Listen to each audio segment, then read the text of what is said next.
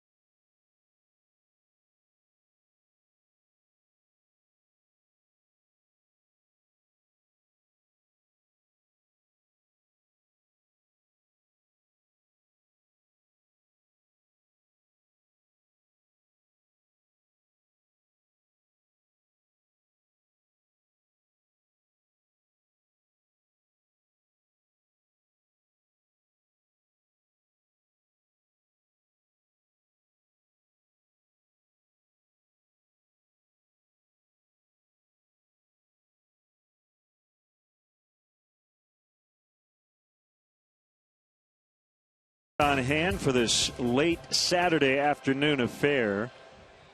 Got a lot of cloud cover, especially over the lake. The lights are on, but we will start on time. And 3 Cubs affiliates are still playing in their respective league postseasons. We start with AA Tennessee. The Smokies are going to have to win the next 3 games to stay alive in the Southern League playoffs, trailing Birmingham 2-0. The Florida State League Championship Series, Game 2 postponed last night. They'll try it again tonight. Ivan Pinheiro will face the Charlotte Stone Crabs. And Boise off to a good start. A 5-0 win over Vancouver to start the Northwest League Championship Series. Dylan Maples, 6 1/3 scoreless innings. And late last night, Yusmeiro Petit, a veteran right-hander, was a strike away from a perfect game. Eric Chavez took a tough 2-2 pitch for ball 3 and then lined a single to right. So Petit ended up with a 1-hit shutout. How about that? And Omar Infante with a 5-hit, 6 RBI game against the Kansas City Royals last night. Detroit had 26 hits. Andy Dirks and Infante each with 5 for 5 in a 15-2 win. So you're caught up on the rest of baseball. How about the Brewers' Southwest starting lineup against right-hander Jake Arrieta of the Cubs? Nori Aoki will lead it off. Gene Segura, the All-Stars at short. Lucroy and Ramirez go 3 and 4. Scooter Gennett came off the bench and hit a 3-run homer yesterday. He's in the lineup today. So is Caleb Gindel, or Chris Davis still bothered by the sore wrist. Juan Francisco will play first. Logan Schaefer starts in center for Carlos Gomez, and the pitcher Hellweg will hit ninth. And the Cubs defensively, Bogusevic, Sweeney, Shearholtz, and all left-handed batting outfield today for the Cubs. Valbuena, Castro, Barney, Rizzo on the infield. Wellington Castillo flashes the signs for our Lexus Pursuing Perfection starting pitcher. It's 27-year-old right-hander Jake Arrieta. Those are his numbers with both the Orioles and the Cubs. 3-3 with a .533. With the Cubs, 5 starts, 2 wins, a loss, and a .377 earned run average. Tim McClellan, an alum of Michigan State University. He's worked 4 World Series, and he's got the plate today. Marty Foster at first, Wally Bell at second, and Marvin Hudson over at third. Cubs are 5-8 against Dale Swaim's former team, the Brewers, including 3 and 4 here at Wrigley. Still 4 more in Milwaukee after this weekend coming up later this month. Both teams come in 60 and 80, tied for 4th in the National League Central. And Cubs 12 and 25. In their last 37 games, they've lost 19 of their last 26 home games. But as we mentioned in the open, better lately here. Chance to have a winning homestand. And they can secure that with a win here today. Get real-time info, including pitcher gas gauge, stats, tweets with Cubs in-game live only at csnchicago.com. It's brought to you by Comcast Business Class. Somebody just yelled, "Play ball" down there. Must be time to play ball.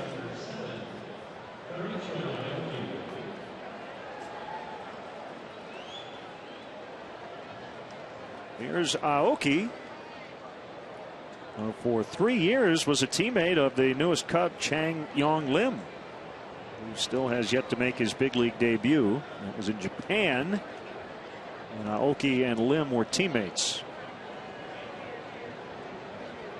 Arrieta deals, and the first pitch is taken for a strike.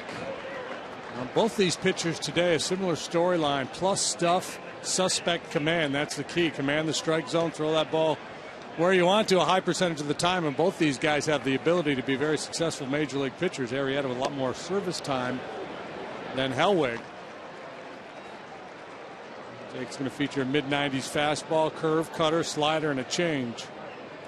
Fastball command, that's always Dale Swaim's mantra in terms of what Arrieta needs to accomplish to have success. 2 strikes on Aoki. They're pretty good in that regard last time out. 6 2/3, just 3 hits allowed against the Phillies. 1 run. It was a solo home run by Darren Ruff. He walked 3, 2 coming in the 6th inning. So up until that point, he'd been pretty sharp. Ultimately, a very good outing. Aoki spins around on strike 3.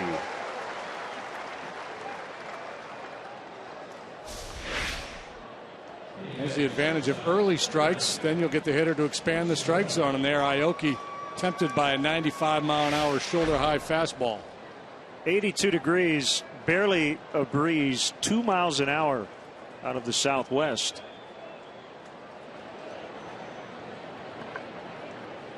Now the shortstop, Gene Segura. Low for ball one. 1 for 4 with a walk and a steal in the opener. His 40th stolen base. He leads the National League. He's the only player in baseball with at least 10 homers and 40 steals. He will get neither. I like it. As he bounces out to Barney. I don't think he liked it. No, he's a real happy camper. He's got at least 3 more chances, though, in all likelihood.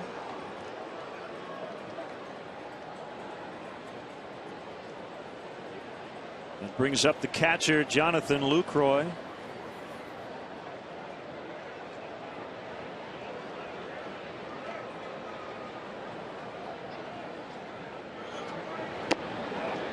Whoop. Oh, yeah, there we go. Takes Tim a McClellan, strike. he's a little late sometimes making that call. I reserve the right to amend my second guesses. Where was that? Oh, he did call it a strike. My apologies, Tim.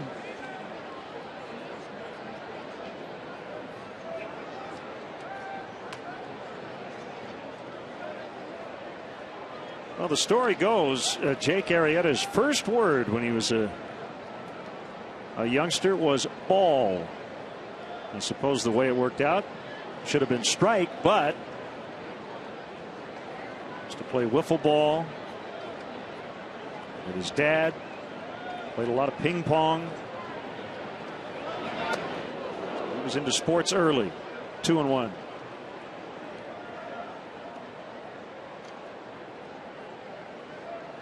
Born in Missouri, grew up in Texas.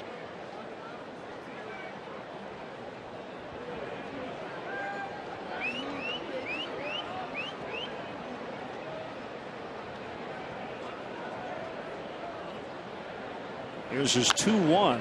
Ground ball to Rizzo, leaves his feet, gets up, and fires a strike to Arrieta, who works a 1-2-3 first. The Cubs are coming up.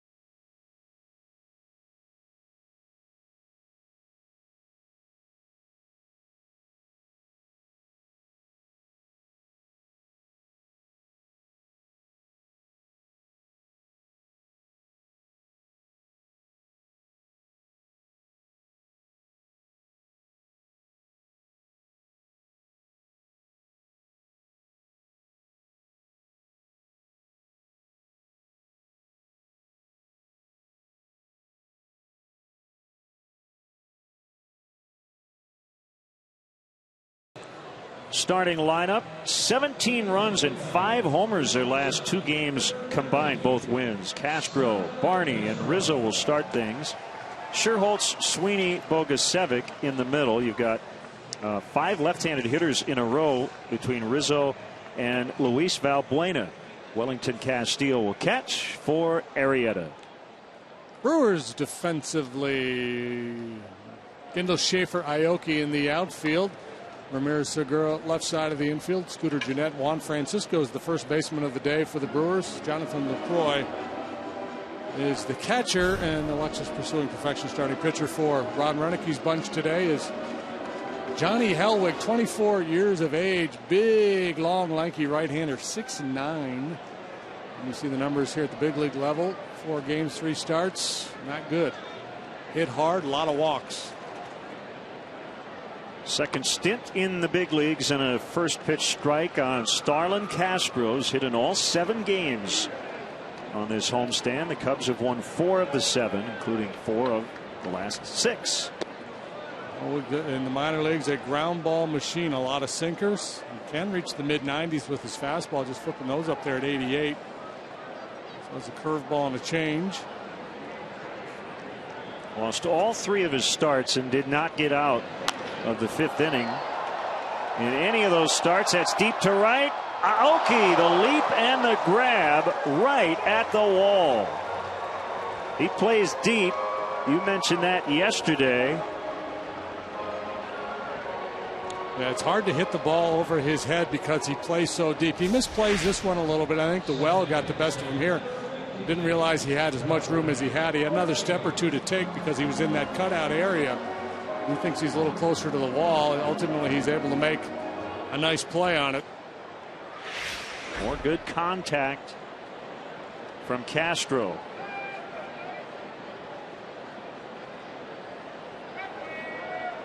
Here's Barney. Strike 1.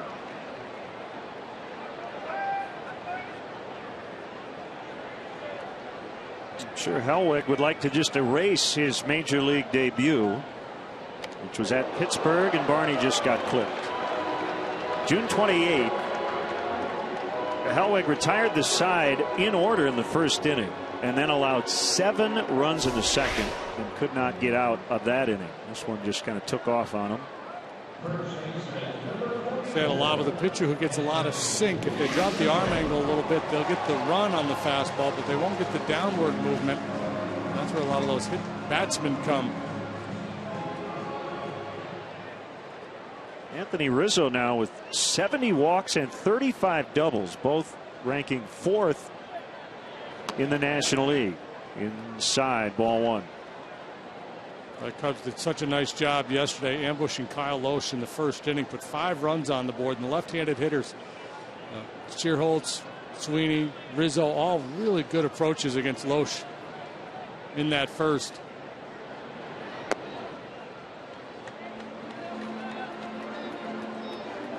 Matt Carpenter running away with the doubles title in the National League.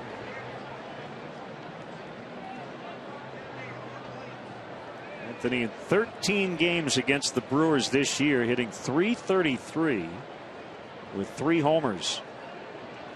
2-0 pitch is taken for strike 1.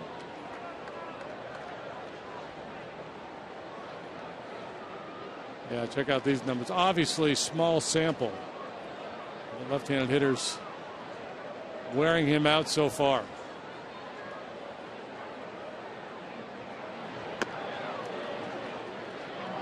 The outside corner, it's 2-2. We mentioned the trade yesterday. Zach Greinke to the Angels last year on July 27th. That netted the Brewers an all-star shortstop in Gene Segura, a right-hander named Ariel Pena, and the guy on the mound.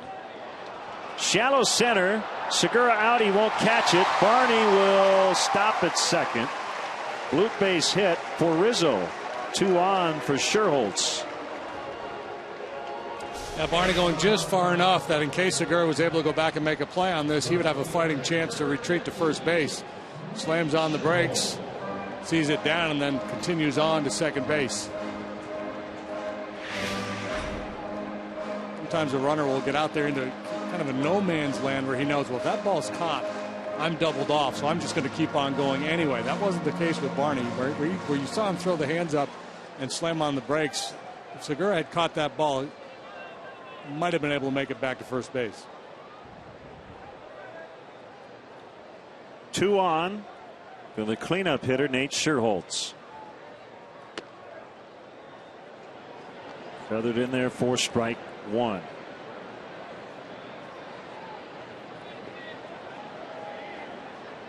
Not much happening for him lately, but a career high 20 home runs on the year.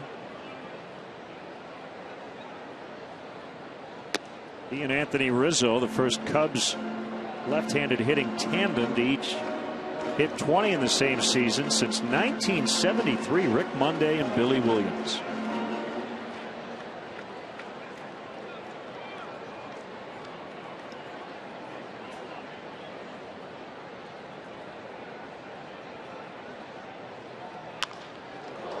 Good feet by David Bell as he got out of the way of that screaming foul ball. My time in the National League going back to the mid 80s. When you think about Cubs and power, you think mostly the right-handed hitters. Yeah.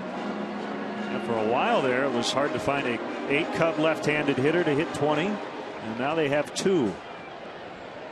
Mark Grace was, a doubles guy, high average line drive hitter, didn't hit many home runs.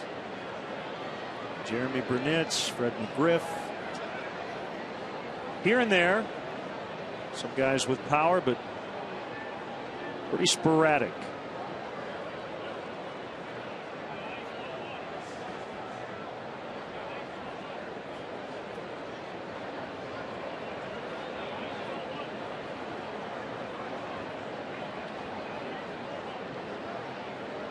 Elweg's 1-2 is popped into shallow center. Racing in is Schaefer rather, and Segura has to make the play. Segura kind of gave up on it. He thought Schaefer was going to get it. And Schaefer thanking his teammate for not quitting on the play. You see the end where Segura had restarted and able to track that ball down.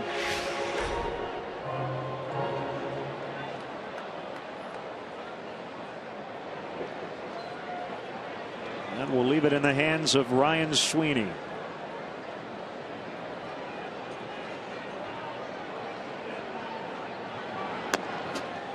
Not that this would be the time.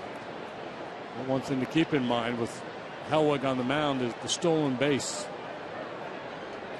Big long right-hander. Takes him a while to unfold and get that ball to home plate. Elweg recently named the Brewers minor league pitcher of the year. Also named the AAA Pacific Coast League pitcher of the year. Think about his issues here. Hit hard and he walked a lot in his handful of big league appearances so far. 13 walks and 10 2/3, but that's kind of followed him throughout his minor league career too. Not to that extent, but very high walk rate as a minor leaguer.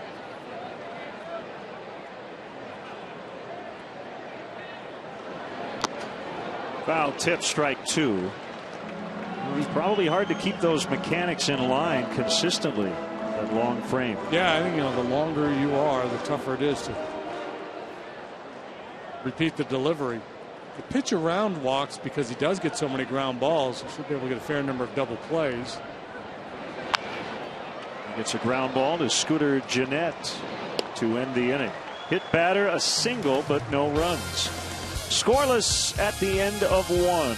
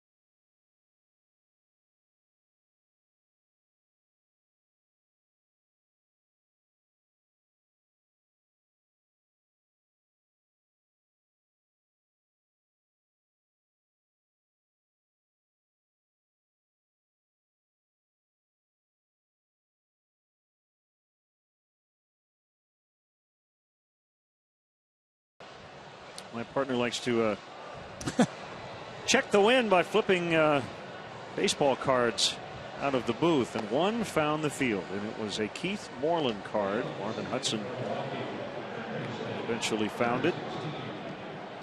Well, why didn't Marvin just put that in his pocket as a souvenir? First time all year I've been able to reach the field of play, except for once in BP, the first time during a game. Promise, won't do it again. You don't want to get a call from somebody in the league office. Former Cub Aramis Ramirez, who scored his 1,000th run, on his 352nd career homer yesterday, takes a home run cut that time.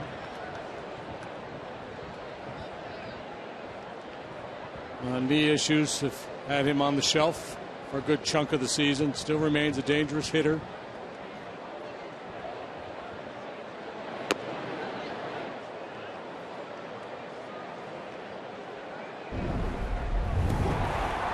In the third inning yesterday off Chris Russin, off-speed pitch, belt high, and he belted it.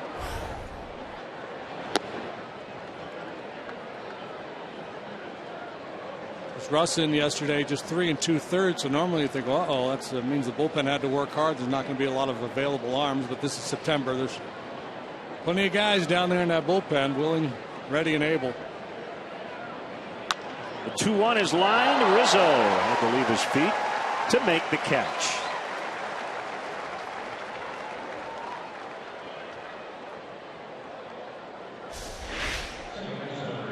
Good swing. Hang with him. Rizzo playing off the line. Perfectly positioned for that line drive.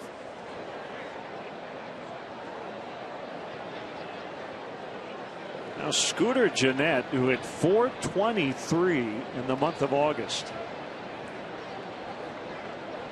came off the bench, hit a 3-run homer late to make it a ball game in game 1, 1-0.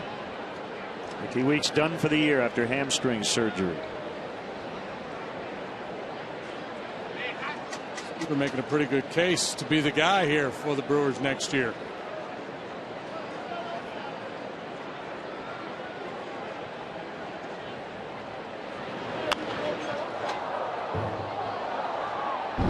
He had the highest OPS in the National League in the month of August. And there's the home run yesterday off Pedro Strop.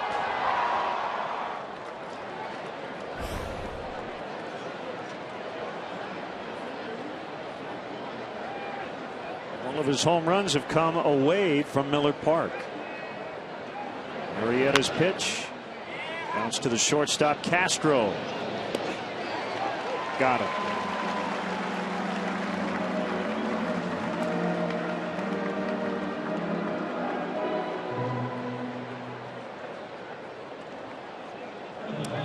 MLB.com At Bat is your #1 mobile app for live baseball. Available for iPhone, iPad, Android, and BlackBerry 10.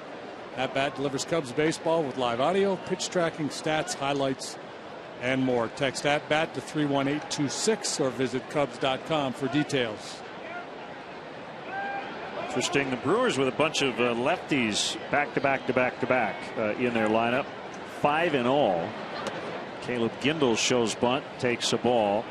The splits on Arrieta this year are kind of the opposite of what they are in his career. He's actually been better against lefties than righties. That is not the case, however, in his career. So then the question, I guess, as a manager, is you try to figure out what's more important.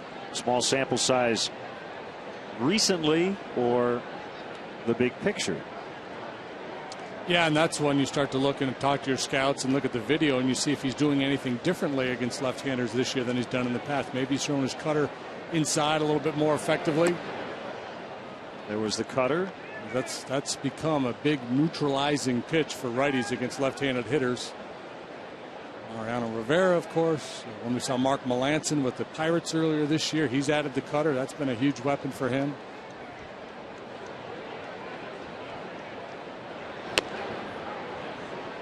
Strike 2. Gindel showing bunt again. With a lot of room over there on the left side with the shift. Normally when you see those reverse splits, right-handed pitcher better against a left-handed hitter, say, you would expect to see a real good changeup. Jake doesn't throw his changeup all that often.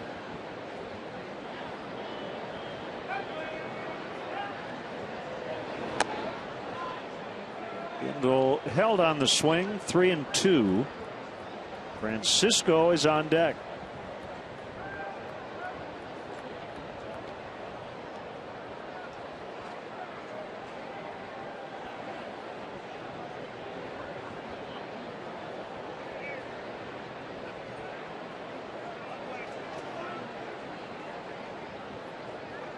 Payoff delivery. Called strike 3. Gindel halfway to first as Tim McClellan made that late call. Man, he was 45 feet down the line before he realized he was out. Arrieta with his second strikeout and has retired the first 6 he's faced.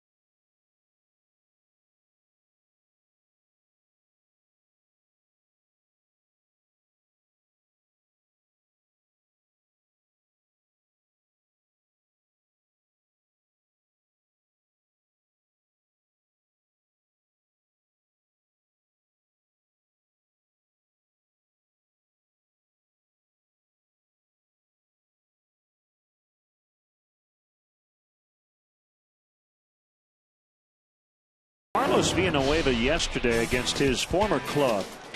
He came on in a 7-2 ball game. Chris Russin could not get out of the fourth. Carlos faced 7 batters. He struck out 5 of them, and he got the win. And that's his 3rd win. His last 4 appearances going back to the final day of August. He's been on a nice little roll.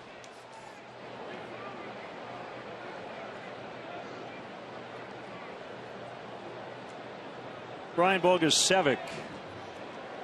It's his first plate appearance against the 6'9" Johnny Hellweg. Strike 1.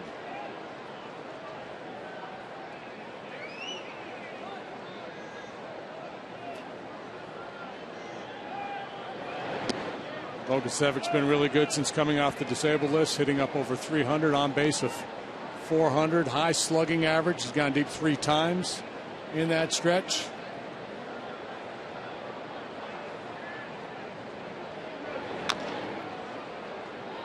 Oh, I think hit Bogusevic. Almost rolled fair, but already called foul by Tim McClellan.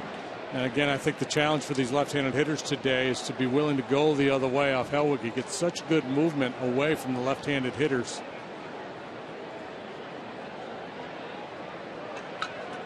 Stay on that ball, try to hit it over the shortstop's head.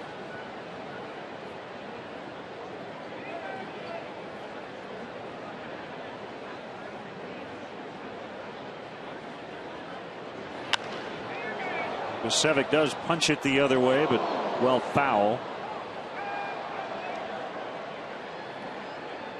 I had this note yesterday, didn't get to it, but Bud and Elaine Fox, Jim Durkin, Elaine's brother, were here from Palm Harbor, Florida.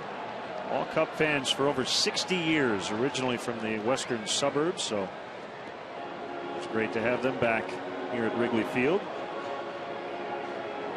They got to see an 8-5 Cubs victory.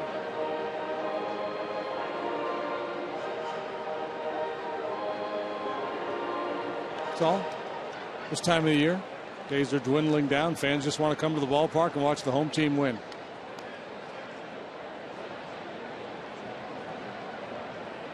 The pitch way outside.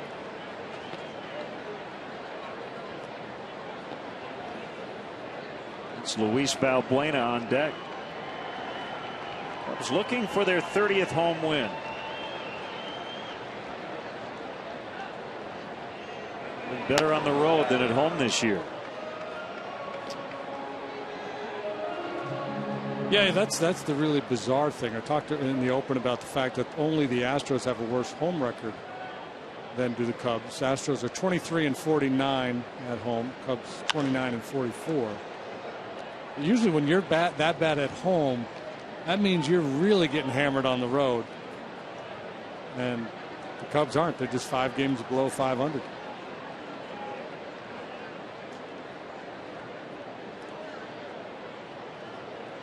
Slightly closed stance for Bogusevic as he waits on a 3-2, and he just got a piece of it.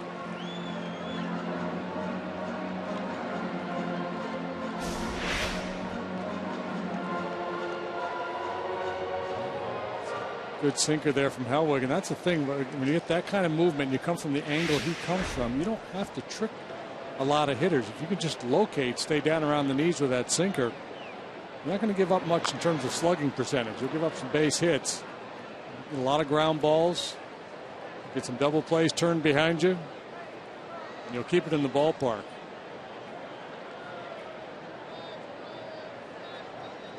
Really a 9-pitch at bat. Really interesting. The Cubs rank 3rd among all National League teams in pitches seen per plate appearance, 3.84. It is not, however, translated into more walks and on base, as Bogusevic does walk. Cubs making 13th in the league in on base.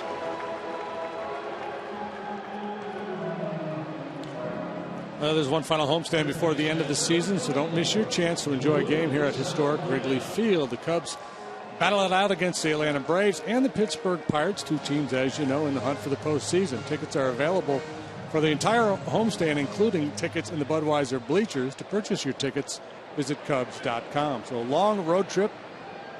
Cubs embark on after the game tomorrow, and then back home for that final homestand. Luis Valbuena 1 for 5 since coming back from the DL, and he looks at strike 1. 93-mile-an-hour sinker. The running game definitely in play here in this situation with Bogusevic on base.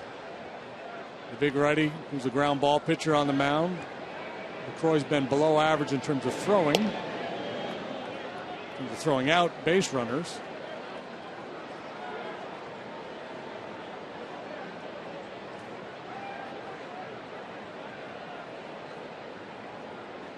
Hellwig was not a high draft pick, 16th round by the Angels in 08. Florida Community College.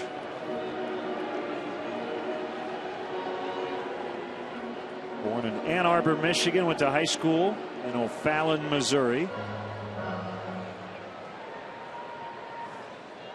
St. Dominic High School.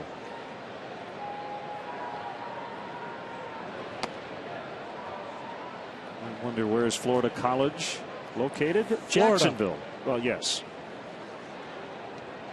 You were all over that. What city is it located in? Jacksonville. Take state colleges for 600, Alex. Florida College. I'm not familiar with that one. High in the air, deep to right, back on it is Aoki. That ball's gone. A 2-run homer, and the Cubs are on the board.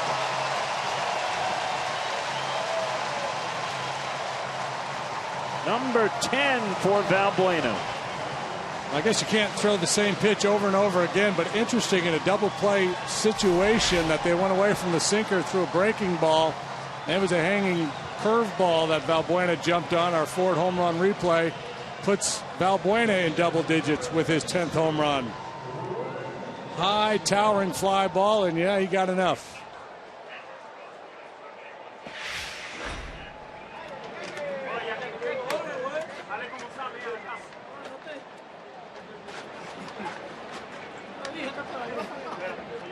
Cubs continue to hit the ball out of Wrigley Field. A chopper off the bat of Castillo, not hit hard. Segura will get him. That's the first out.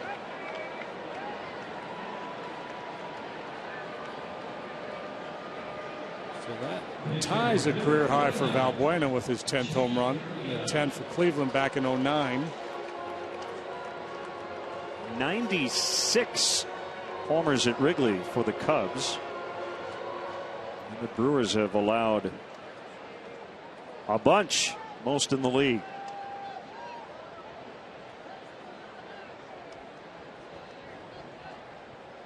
Arrieta now working with a 2-0 lead, takes ball one. Florida College, a nickname, the Falcons.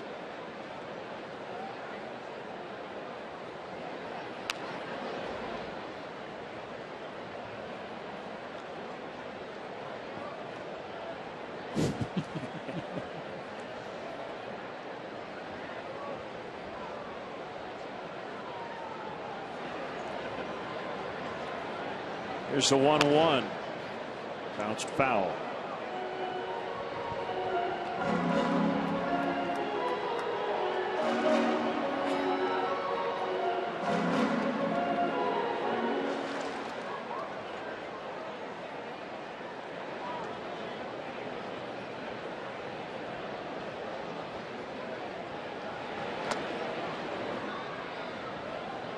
Two and two. Castro on deck.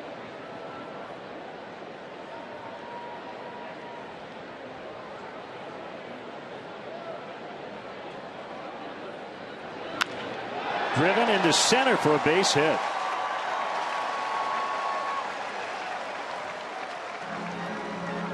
It's kind of a theme early in the year, the production that the Cubs are getting from their pitchers. Faded significantly since that run in April and May, but big 2 RBI knock from Chris Russin yesterday. Arrieta, solid line drive single.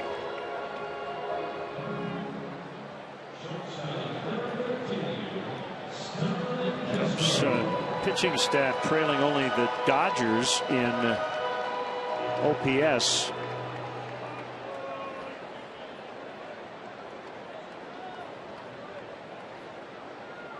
And only the Dodgers and Padres in batting average.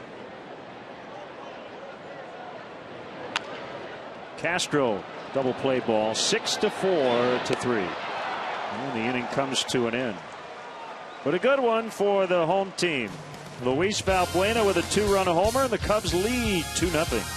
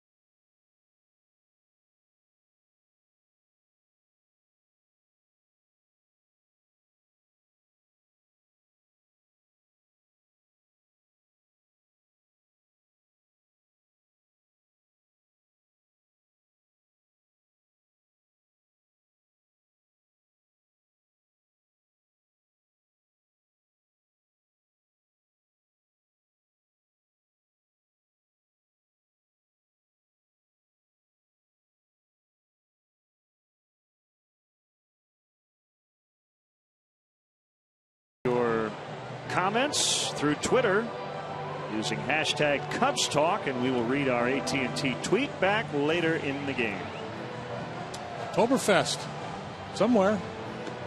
I'll tell you, a great example of what you get when you come to Wrigley Field in terms of the weather. We started with a slight southwest breeze, which means blowing completely straight out to dead center. 40 minutes ago, the wind has not only shifted, it has turned around completely. It's blowing straight in. Yeah, it kind of went dormant there for a short while, and now it's a pitcher's day, and Jake Arrieta's got a 2-run lead.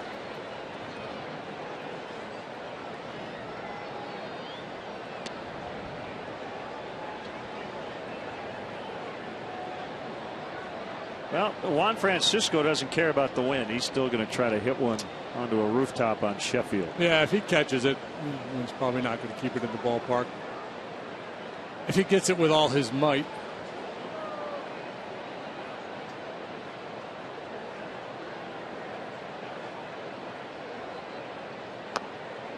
Arrieta's first pitch is a called strike. Castro playing almost behind second. They put on a pull shift against Francisco.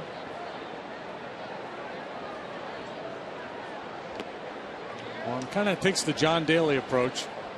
Just tries to hit it as far as he can. Good call. Not trying to finesse it down there. Always pulling the driver out of the bag.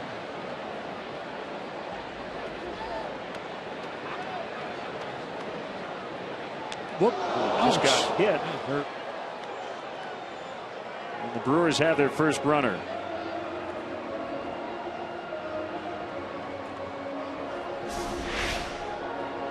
It's cut fastball, and he wants to try to get it in on his hands, and the last thing he wants to do is hang it out over the plate, so he just kind of pulls it across his body a little bit. And the big fella takes one in the ribs, or maybe the back. Man, we got papers blowing around.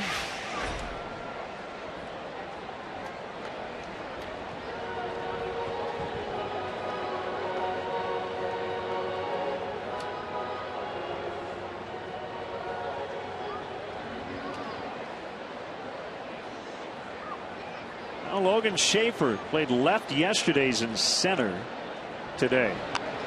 Puts down a really good bunt. Valbuena, though, was ready for it, and he'll get him. It goes a sacrifice, although Schaefer was trying to get on.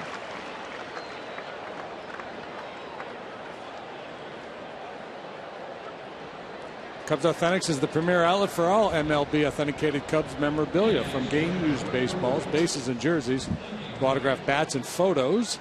Cubs Authentics has the most exclusive Cubs memorabilia. Visit the Wrigley Field Concourse, the Cubs store across from Wrigley, or Cubs.com/authentics for all your Cubs memorabilia needs.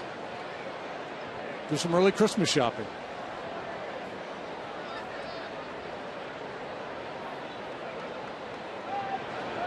Pitcher Hellweg. Now, I would be tempted not to give Logan Schaefer sacrifice. Yeah, bunting ahead of the pitcher.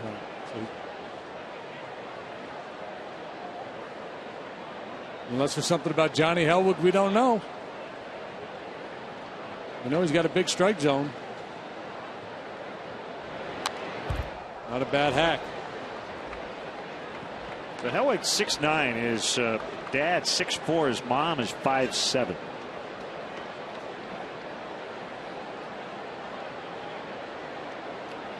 Through a big-time growth spurt, he said he'd wake up and he'd feel like the ground looked weird. It's a little further away. Yeah. Quoted saying, my number one thing is not to be a tall, awkward, dorky guy. I don't want to be that guy. Oh, come on, embrace it. I want to be the most coordinated, able to do anything, not shy away from anything, because I'm tall and gangly. He got through that phase, and here he is in the big leagues, 2-2. Well, you know, he's a guy who walks into coffee shops and I thought you were going to say restaurants, he walks into road signs. Yeah. People say, what NBA team do you play for?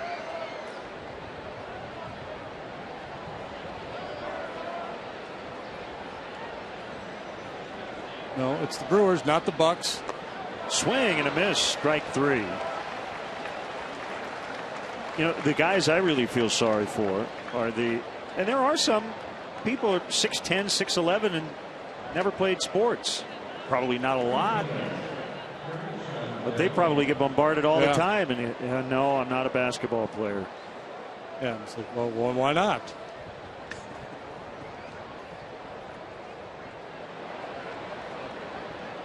Here's Aoki with 2 outs. He hasn't done much against the Cubs this year. Hitting .289 overall, but 11 out of 51. That's under .220 against the Cubs.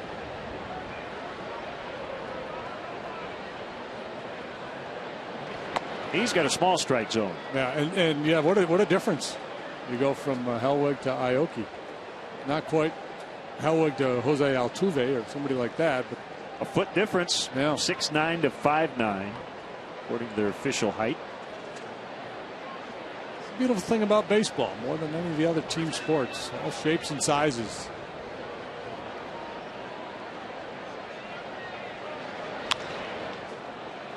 Will go foul past third.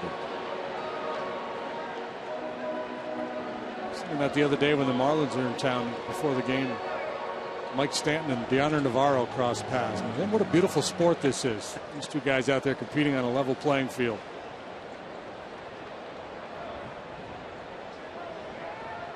I say Mike Stanton, I meant Giancarlo Stanton.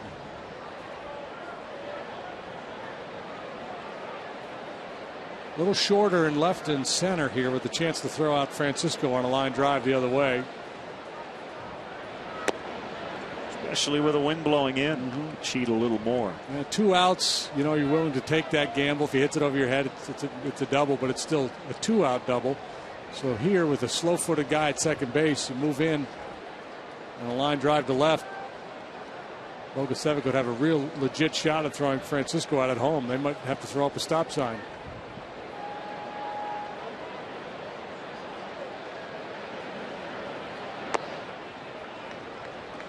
Three and 1 the count with Segura on deck. Action pitch here. So with that in mind, if you're at Cedar, the third base coach, you're looking out at Francisco and telling him to stretch out that lead. Good aggressive secondary lead. Point out, show him where the left fielder is. Let him know what he's up against. Waukegan, Illinois, native Ed Cedar.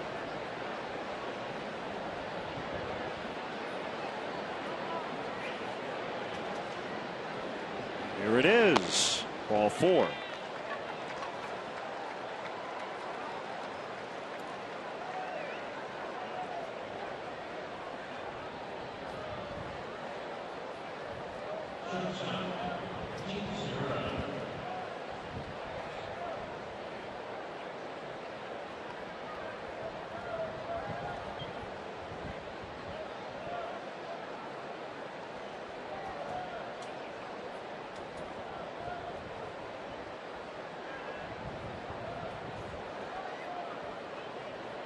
Two on, 2 down. Hit batter and a walk in the inning, and a pop up off the bat of Segura. Barney making the catch, and the Brewers strand a couple. The Cubs lead in the third, 2-zip.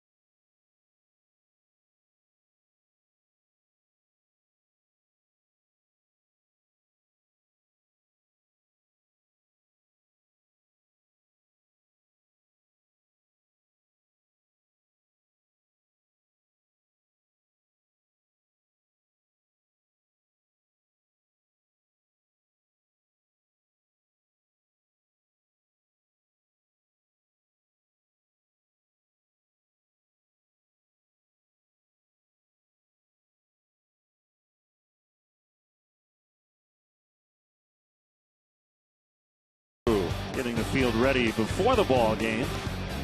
Fortunately, not having to grab the tarp. And a slight threat of rain here this afternoon.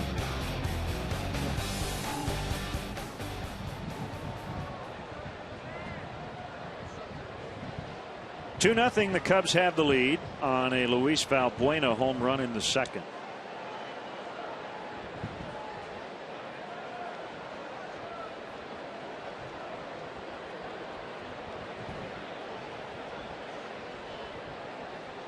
Hellweg to Barney. Called strike.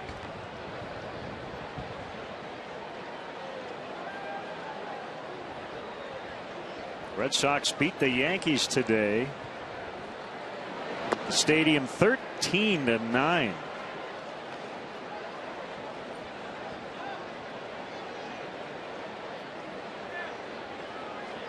Red Sox, the first visitors in over a century.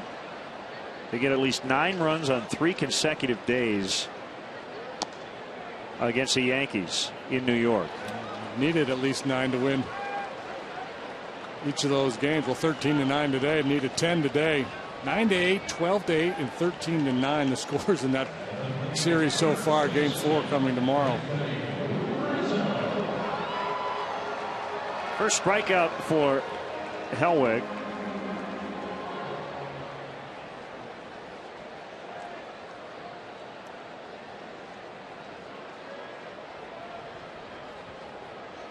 So singled in the first. Makes ball 1.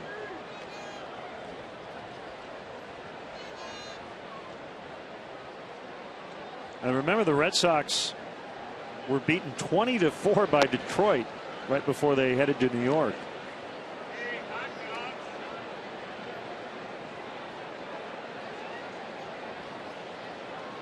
Boston now 10-5 against the Yankees this season. And they will win all 3 series on the road. An 8-game lead over Tampa, so they're in a very comfortable position. A wild card in the American League is wide open. Sharply hit grounder to Jeanette in shallow right. We'll go 4-3, 2 down. Make plans to attend the 29th annual Cubs convention this offseason. It's your chance to meet former, current, and future Cubs players through autograph sessions, Q&A panels, interactive experiences, and more. Book your room today at the Sheraton Chicago Hotel and Towers by calling and asking for the Cubs convention rate or by visiting CubsConvention.com.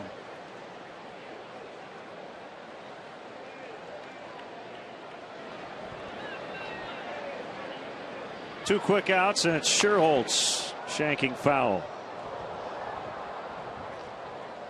Dodgers Reds 3-3, bottom of the 10th. Good matchup. It was Greinke and Latos today. That one will be decided by the bullpens. Joey Votto breaking out of a slump last night, 2 for 2, 2 walks and the game-winning homer in the Reds' victory. 2 for 2 with 3 walks today. Great timing for the Cubs. Just in time, yeah. The other guy's been swinging well as Chu. He's been getting the ball out of the ballpark a fair bit here lately.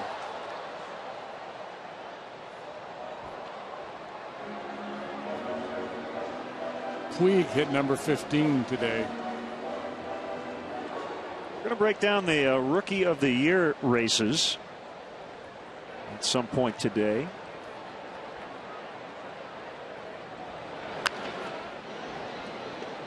Hellweg with a 1-2-3 third inning. Strikeout, 2 groundouts. He trails 2-0.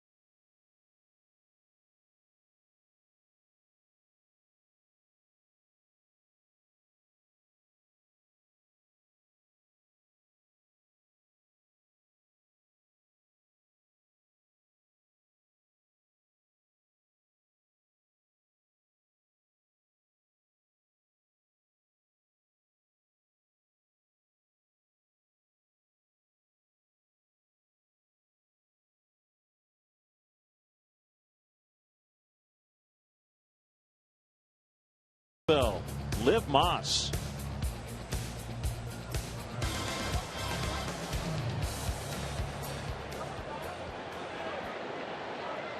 Jake Arrieta facing the Brewers for the second time as a member of the Cubs.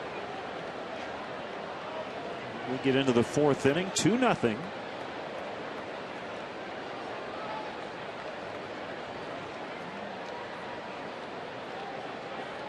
And the pitch to Jonathan Lucroy is a breaking ball for a strike.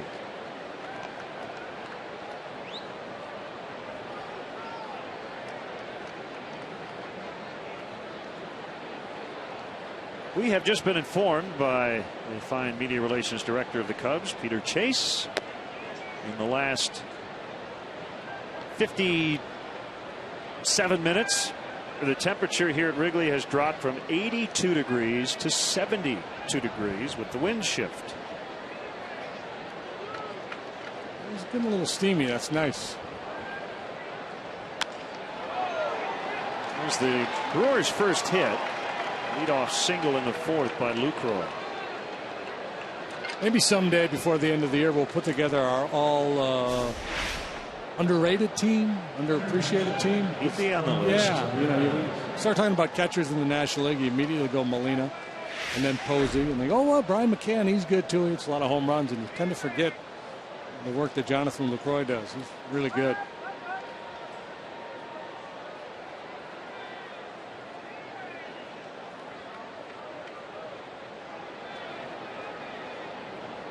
Might put the Cubs right fielder on that underrated list. Probably don't hear his name enough. Certainly on the national level. Oh, yeah. Put together a really fine season.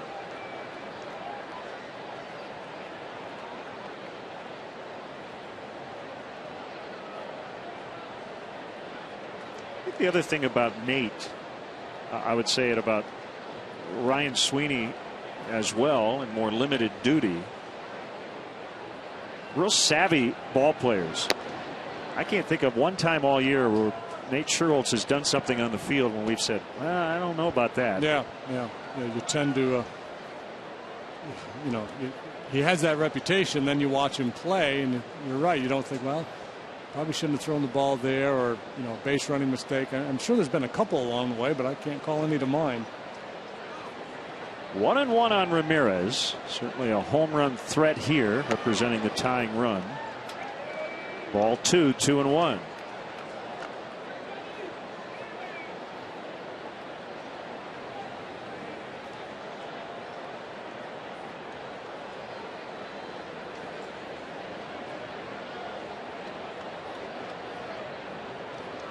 Life is good.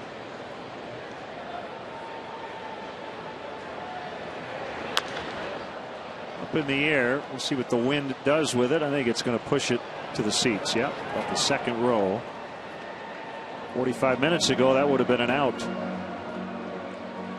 Hey, Cub fans, be sure to celebrate Oktoberfest in the Budweiser bleachers during the last regular season night game of the year here at Wrigley. It's Tuesday, September 24th. Cubs play the Pirates. It's Oktoberfest celebration night. Purchase your special Budweiser bleacher tickets through the special events page to redeem an exclusive limited edition Cubs Stein. For more information or to purchase tickets, visit Cubs.com/special events. 2-2 the count. Papa. Now full.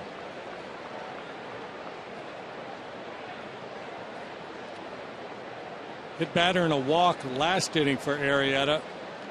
And he was able to keep the Brewers off the board.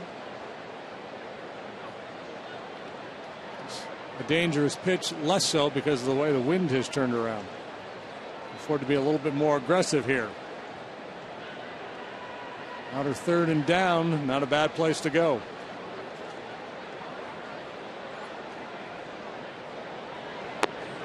Ball 4. And a rally here for the Brewers. Really, one of the big keys, and I mean, it's kind of oversimplifying things, but just to be able to make pitches in those situations. You've nibbled with a guy, you're working around a dangerous hitter. Now you get down to cases and push comes to shove. You got to make a pitch And sometimes that's the difference between a good outing and a bad one.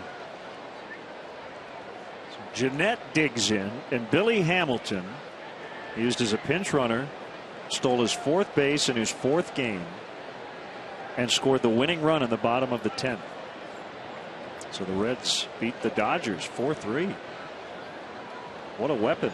Has he scored all 4 times? I know I think that's the 3rd time he's scored after stealing as a pinch runner. Second. That ball will go just foul. And I believe when they did the whoever digging up the archives, when he was at 3 pinch running appearances and 3 stolen bases, that hadn't been done in either ever or next to ever. So yeah, he has no plate appearances, I believe. He has scored 3 runs in 4 games with 4 steals. Herb Washington, right? Modern day. Except for Herb was a terrible base stealer. Runner. Herb Washington, with 105 career games, never batted. Stole 31 bases, caught 17 times. Yeah, he was a track man. Charlie Finley signed him because of his speed. Thought, well, I'm going to use this guy as a pinch runner.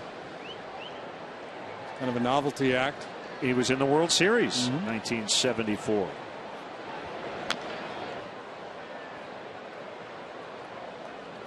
Yeah, the Reds are hoping that they have a more complete player in Billy Hamilton. He still struggled offensively and still has a lot of holes in his game, his approach at the plate, but boy, what a weapon. I mean,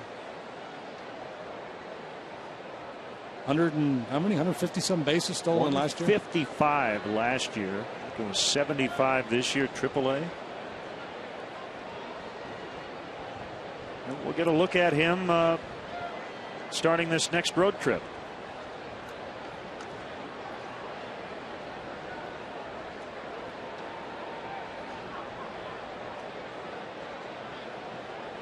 You've got an Illinois, Ohio, or Chicago, Cincinnati weekend, and then next week Illinois beat the Bearcats today. We've got the Bears and the Bengals tomorrow, and then we'll be in Cincinnati Monday night. The 0-2 to Jeanette. Another one. It's been a painful at bat for Jeanette.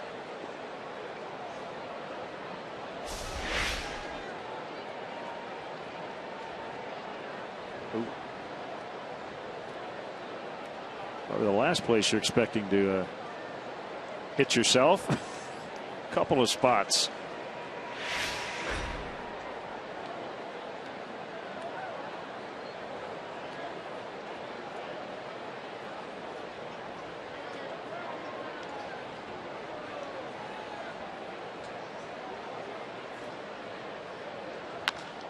Ground ball. Castro fooled. His first move was the other way. Lucroy will score. Ramirez to third, and it's 2-1. Scooter Jeanette has 4 RBIs in this series. Not sure if Starlin was blocked by Lucroy, the runner, but he kind of misjudged it here at first. Yeah, went the wrong way. Yeah, I think a lot of times the middle infielder, he sees the pitch selection, he sees the hitter start to swing, and he anticipates the ball being hit in a certain direction, and clearly Starlin guessed wrong there.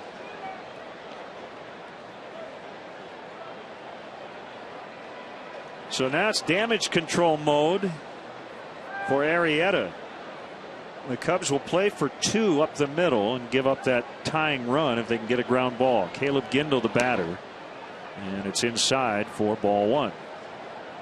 Putting guys away with 2 strikes. The other note Dale had in the pregame, and Arrieta had Jeanette down 0-2 for AT&T Uverse Multiview. Single walk single to get the Brewers on the board here in the 4th inning.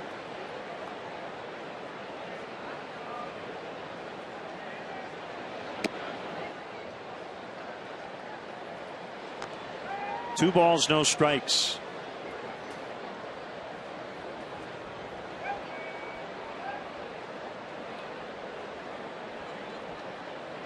'44th Major League game for Caleb Gindel.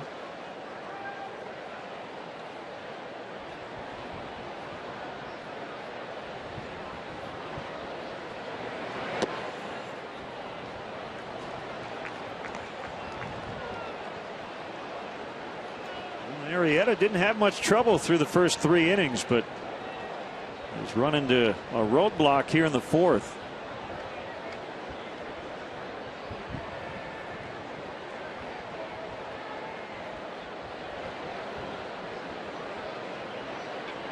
Jeanette runs. The pitch is taken for ball 4, and they are loaded up.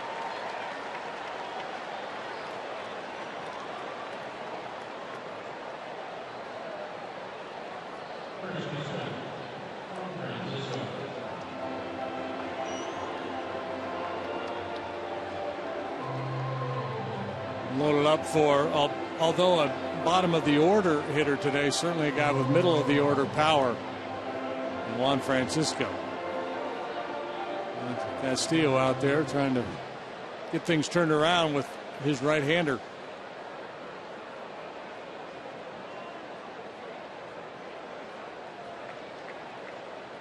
Francisco from Carlos Marmol's hometown, but now in the Dominican Republic.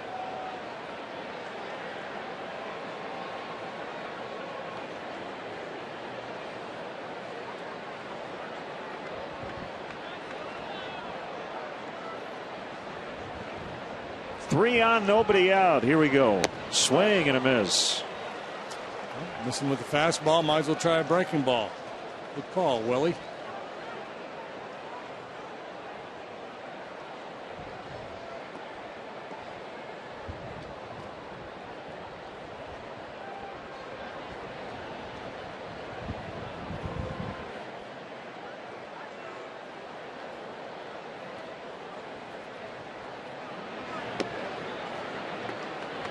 Fastball at 95 for a strike. That's Alberto Cabrera just starting to play catch.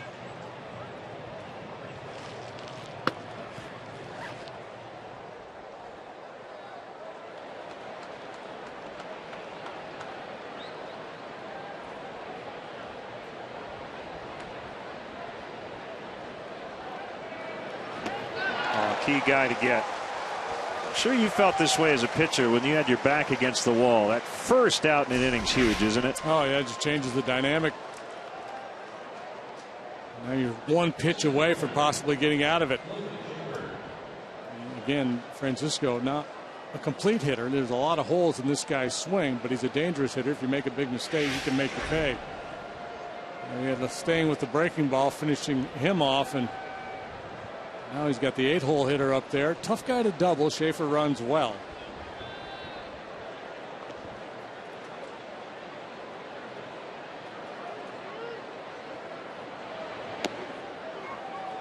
Ball 1 to Schaefer, product of Cal Poly San Luis Obispo. Not only does he run well, he runs fast. Mike Krukow. Yep. Poly San Luis. Bud Norris, Casey Candell.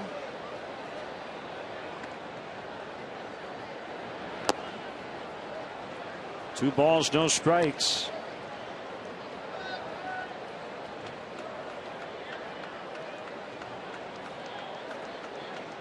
Having better luck with the breaking ball than the fastball.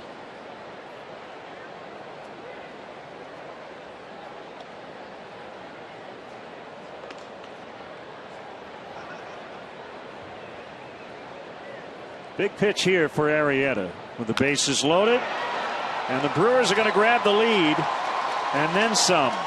Ramirez, Jeanette, Gindel. Schaefer stands at third with a bases clearing triple.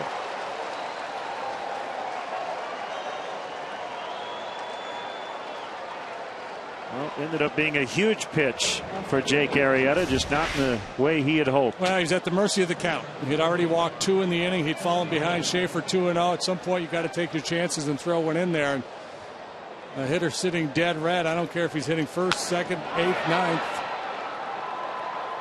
Tough to make a living challenging major league hitters with 2-0, 3-0, 3-1 fastballs. So a 4-run inning. And still only 1 out, a runner at third, and the Cubs will bring their infielders in. Hellweg talks it over with Ed Cedar. 4-2 Brewers.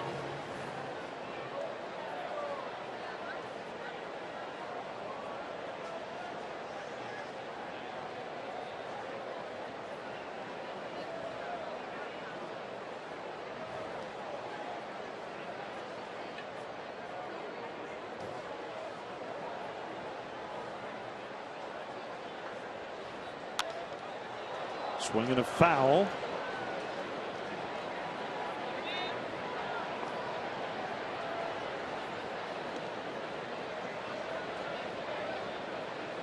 So Randy Johnson was 6'10".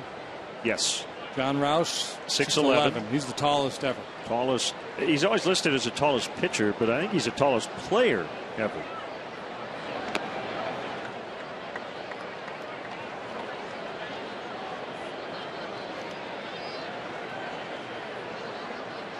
So Howard probably on the all tall rotation though. I would think so. Chris Young, I think 6'10", maybe. Chris Young, yeah.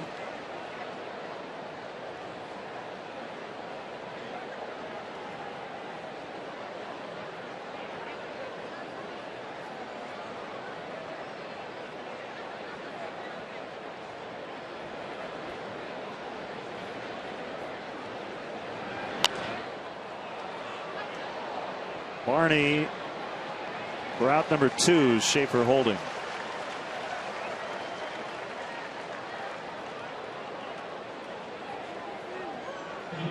Bring up Aoki.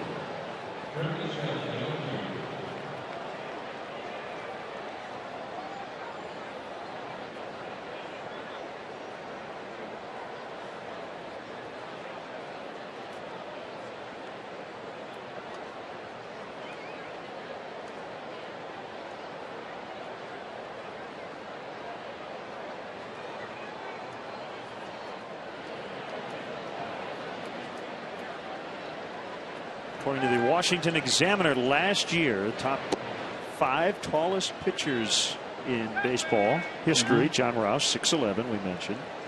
Johnson and Young, 6'10". Eric Hillman pitched 3 seasons with the Mets, 6'10", and Mark Hendrickson, who also played in the NBA, 6'9". So yeah, Hellweg would be right in the mix.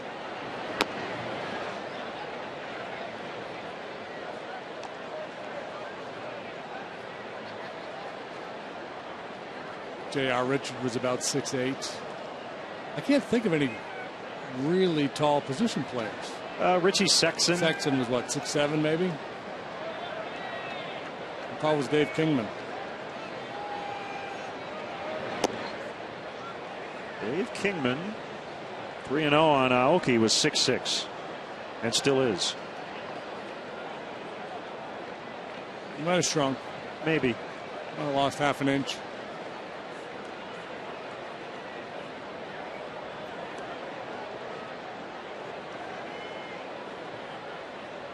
I know there's a minor league pitchers, I think 7'1".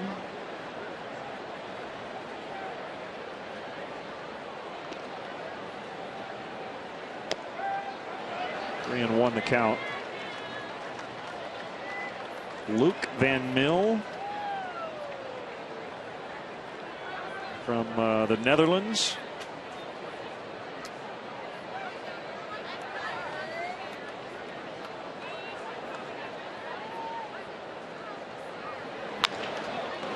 Bounce, and Darwin Barney, who hopes to repeat as the Gold Glover at second base with a Gold Glove play. They do get 4, now lead by 2.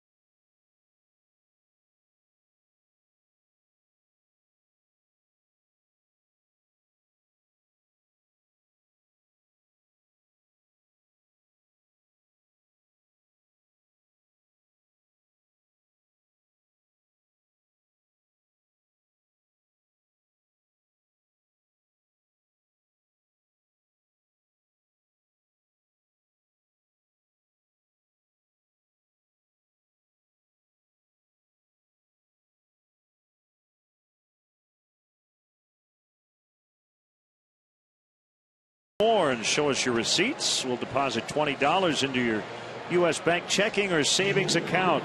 It's our special thank you for becoming a new credit card customer.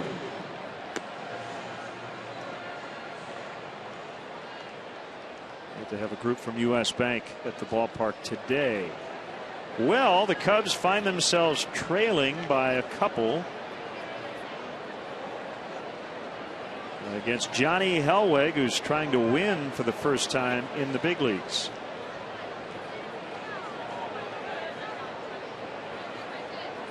Well, down 2. Now it's time for that wind to turn around and start blowing out. Helweg started the day with a 10.97 ERA. He's given up 2 runs in 3 innings, and his ERA has gone down to 9.88. 1-1 on Ryan Sweeney. In 10 2/3 big league innings coming into this start, he had allowed 19 hits and 13 walks. That is a lot of traffic.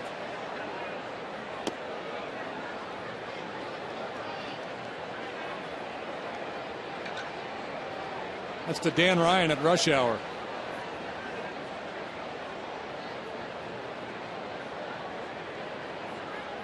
See how I'm throwing that local knowledge I around? like it.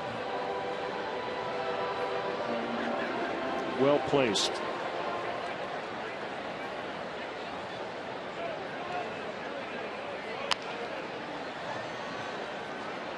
Jeanette will glove and throw to first to get Sweeney. And got away with it. You saw LaCroix prior to the pitch calling for the breaking ball and then telling him down, down, down, and he left it up.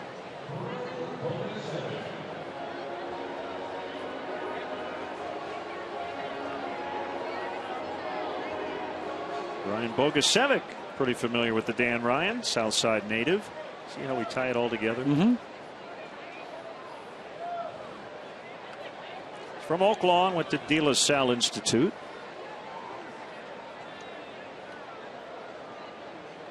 Should ask him. I don't know if he's converted a lot of his family to rooting for the Northsiders. He did grow up a White Sox fan.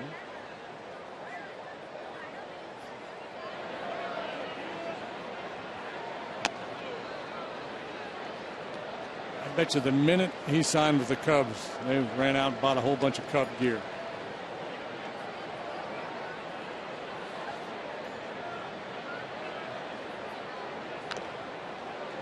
One and two.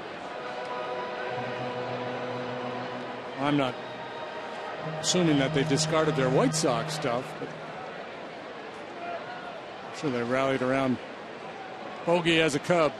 Speaking of the White Sox, they have had a road trip that they'd rather forget. They lost again today, 4-3 at Baltimore.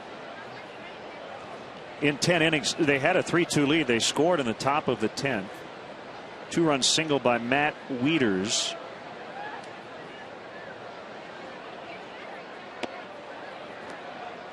That's outside. Former Cub Scott Feldman shut them out last night, so they have lost all 9 on this road trip. Ouch.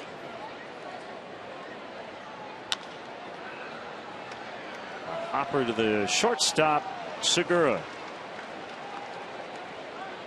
Helweg's got that sinker working well now.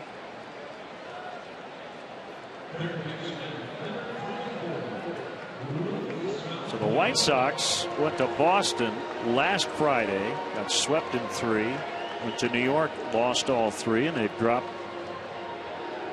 the first 3 in Baltimore.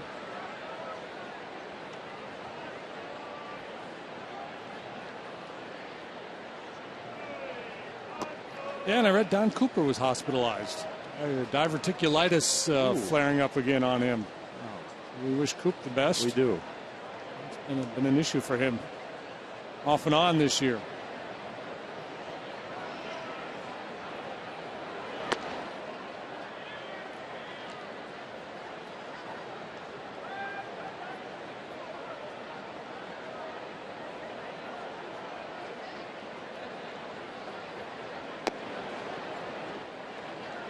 Two and one on the man who put the Cubs on top in the second. Valbuena with a 2-run homer.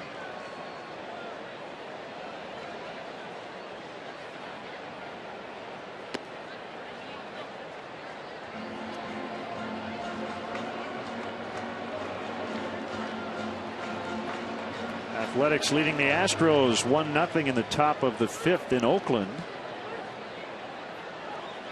A's won last night 7-5. Jump back in the first, a half game ahead of Texas. Valbuena walks with 2 outs. Rangers lost in Anaheim last night.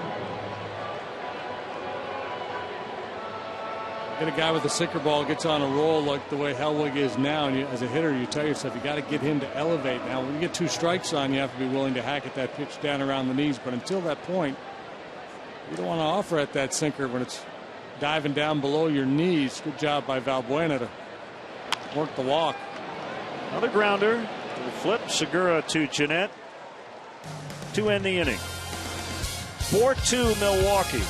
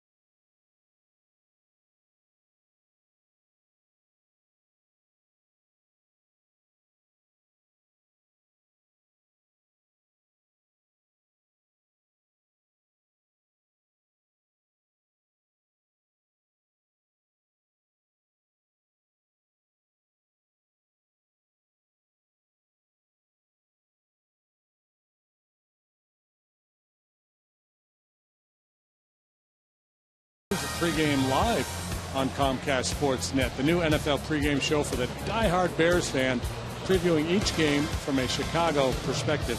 Join Chris Bowden and former Bears Dan Jiggets and Jim Miller for Bears pregame live Sunday at 11 only on Comcast Sportsnet. Bears 73, Bengals 2.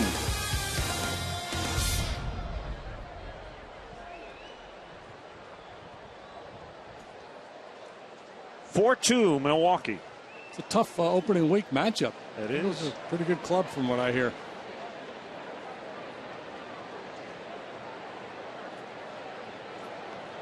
Segura 0-for-2.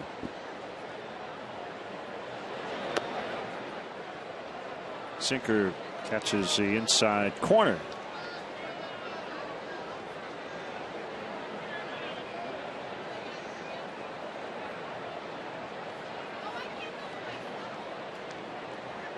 So Barney with that excellent play to get Aoki to in the 4th inning. Probably should talk about Barney's defense. Well, he's playing defense as opposed to at the plate. So he wins the Gold Glove last year. Dale was asked about it before the game. Quote, he hasn't done anything for anybody to take it away from him. I would agree. Our good friend Bruce Miles, the Daily Herald, with his blog today comparing Barney to a few other second basemen, Brandon Phillips, Neil Walker, Matt Carpenter. All the metrics would say Barney should win it again. Now there is a new statistical component to the Gold Glove award that should comprise about 25% of the voting. Managers and coaches get to vote for it. I'll talk to a couple of Cubs coaches who say that offense means nothing in their voting. They will look at the stats.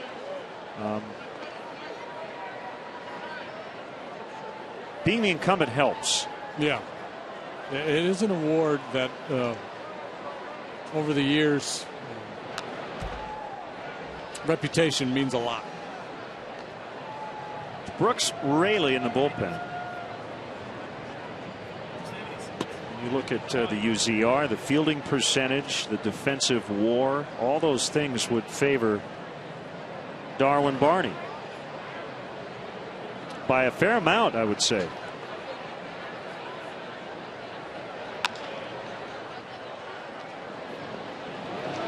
Segura bounces out.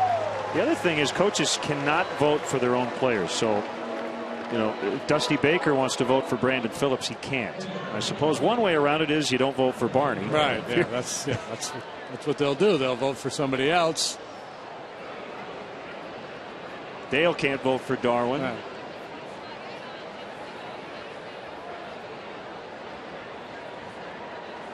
So if I'm Dale, I think, well, you know, that DJ LeMahieu is pretty good.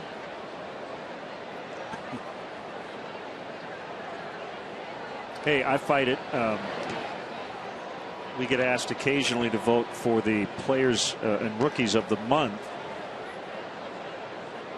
And so I have that battle when I see a Cub player who's had really good numbers in a month for pitcher of the month or whatever. But it may be pretty obvious that somebody else deserves the award. I vote for the person who deserves it. Sure. But you can understand why they don't allow coaches and managers to vote for their own players, because they would vote for all of their own players. It's just the way it works. You want to see your guys do well.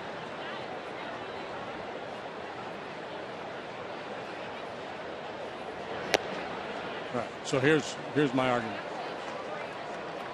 So if you're Dusty Baker and you want to see Brandon win it over Darwin, and if you're Dale and you want to see Darwin win it over Phillips, say those are the two top contenders. So those guys both end up voting for Neil Walker. What if Neil gets a few other votes, and next thing you know, Neil Walker gets the Gold Glove? I mean, I think the way it should work, sure holds the catch, is that Dusty should vote for Barney. Yeah. Dale should vote for Phillips, because those are the top two defenders in the league, right?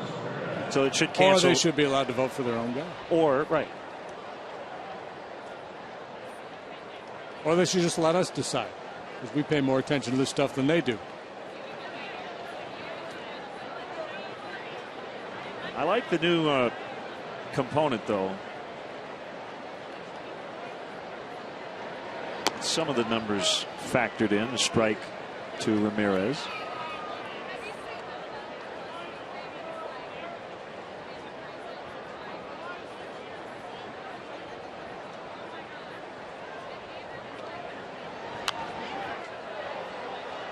If the Cubs score 3 runs in today's game and they're 1 away from that, you can receive a free queso offer from Qdoba. Just text queso Cubs to 50500 to opt in to the Qdoba Mobile Club.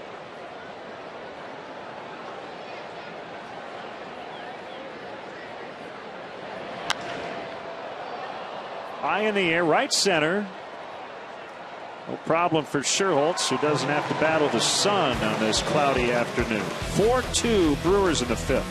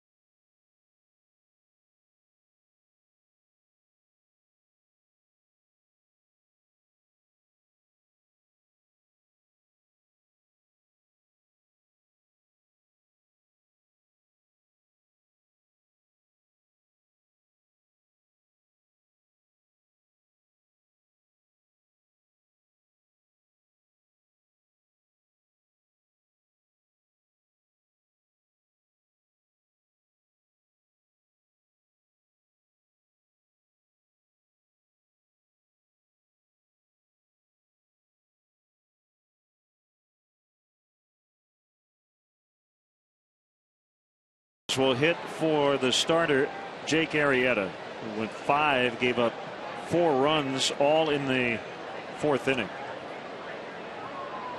Yeah, kind of a weird day for Arrieta. 6 up, 6 down to start the ball game. A little bump in the road in the 3rd with a hit batter and a walk, but no damage, and then a real bad 4th. And then came out and pitched a 1-2-3 5th.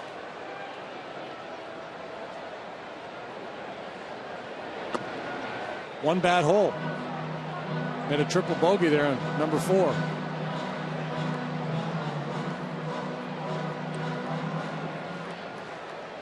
Two and 0 on the rookie Watkins. The pitch, strike 2 and 1. And we'll break down the Rookie of the Year races coming up. I don't think there's a clear-cut favorite in either league, although there are better candidates this year in the National League. 2 and 2. Yeah, I think there's 2 guys that are at the head of the class in the NL. The 2 Cubans, Yasiel Puig and Jose Fernandez. A lot of other guys having outstanding rookie campaigns. Nolan Arenado not listed there. Right. Denver's having a nice year. Right now I kind of lean towards Fernandez. My hunch is that Puig will get it. Just missed. Hellweg thought it was strike 3. Instead it was ball 3.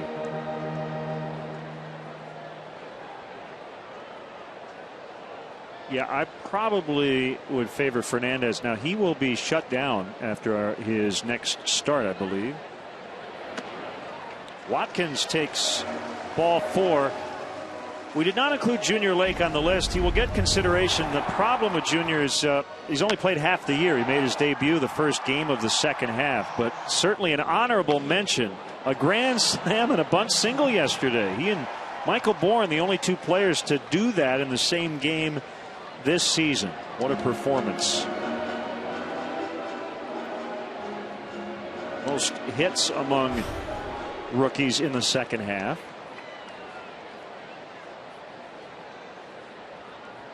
Here's Castro.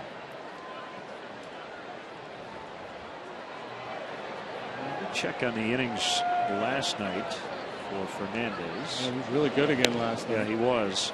If they gave a Rookie of the Division award, it would be Junior Lakes.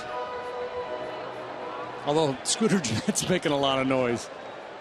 7 shutout innings on 1 hit for Fernandez last night. I talked to Mike Redmond about Fernandez when the Marlins were here, and Red said that he told Fernandez it's not going to be 6 innings and 6 innings. If you're pitching well Friday, which was last night, we'll leave you in. They did. So the assumption is he'll get 5 innings in his next start. And I don't know if Fernandez and maybe Mike Redmond can talk the front office into another inning. Yeah, that's silly to start talking inning by inning. Just give him one more start and let it go.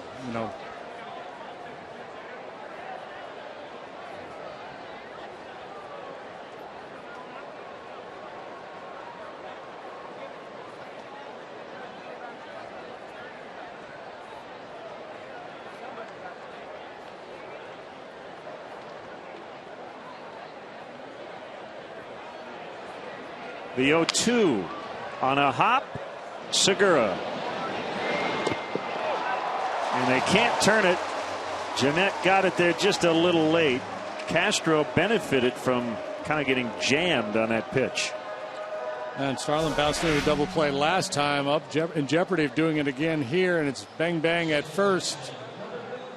It's close. They might have had him. Segura didn't really get after that ball too aggressively. Ooh, he was out. Yeah, he was. Next year, Dale may be able to throw the flag. Or rather, Ron Renicky would throw the flag.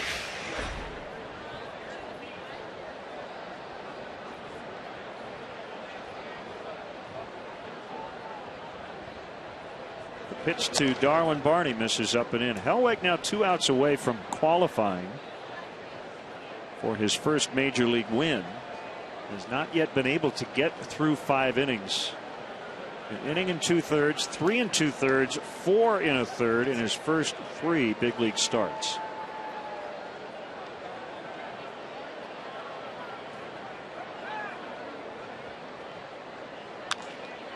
toward right. Nice play. Jeanette, what a play. Scooter Jeanette with a Darwin Barney-like play at second base. What range, and then the throw. Wow, no way did I think Scooter Jeanette was going to be able to make a play on this ball. You are absolutely right. He just Barney'd Barney. Great range, and then the ability to stay on his feet, spin all the way around, and make an accurate throw to first base. So Scooter Jeanette getting it done with the bat and the glove. And since the Valbuena home run, everything on the ground off of Hellweg.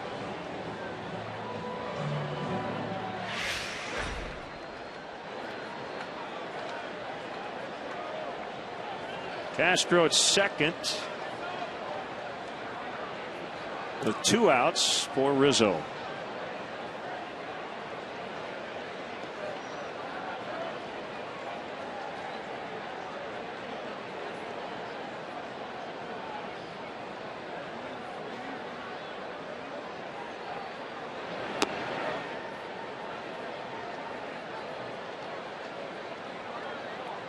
One strike on Rizzo.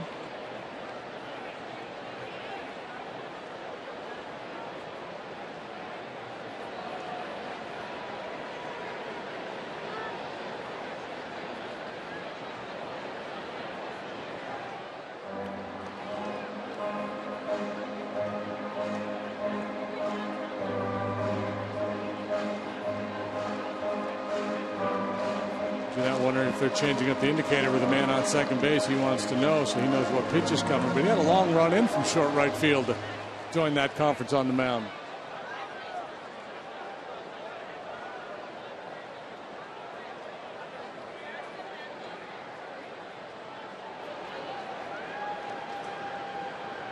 The 0-1 offering. Fly ball left center. Schaefer to end it. Cubs lead 1 and trail 4-2 after 5.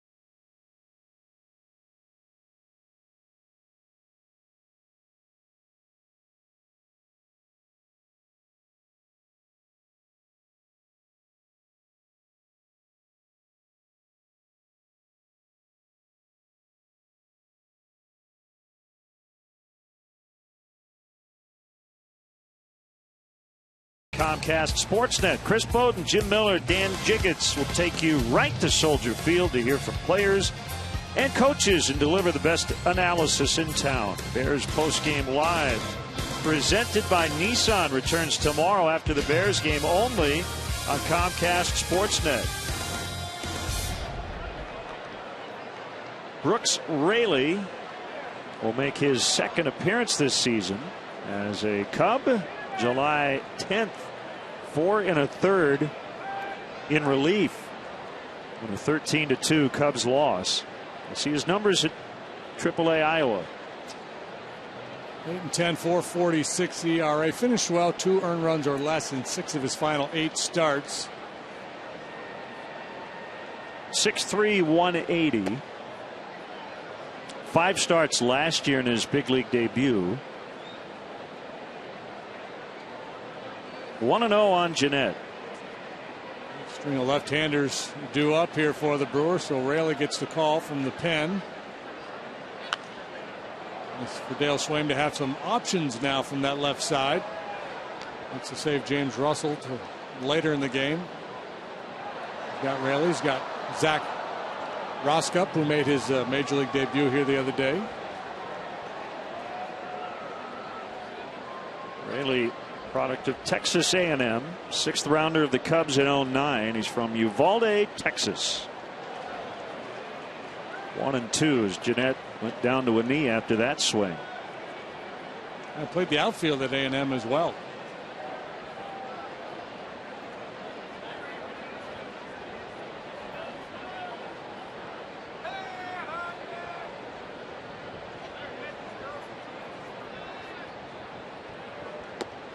Swing and a miss, strike 3. Nice start. Good slider.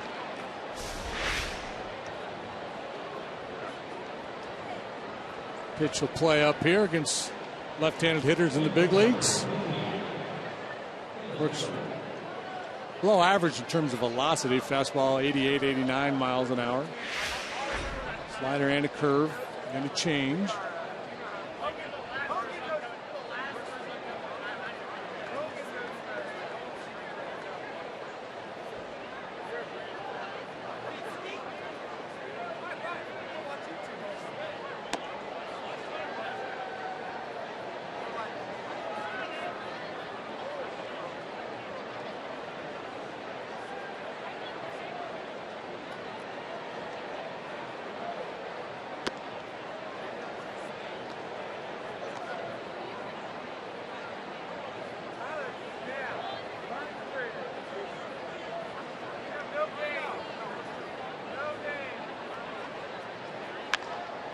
Line and caught by Valbuena.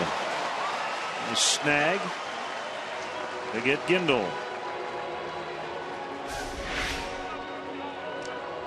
Couple hard outs in the game for the Brewer hitters. This one well struck, but Valbuena again perfectly positioned and quick reactions.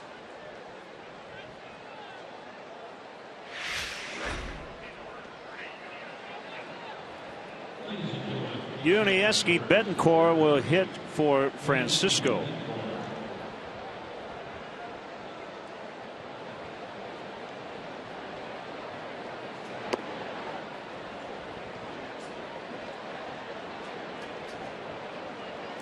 Got off to a good start. He's tailed off offensively as the season has gone on. I think 182 over his last 90 ball games. Scherholtz in right, and Brooks Raley with a quick, perfect 6th. 4-2 Milwaukee.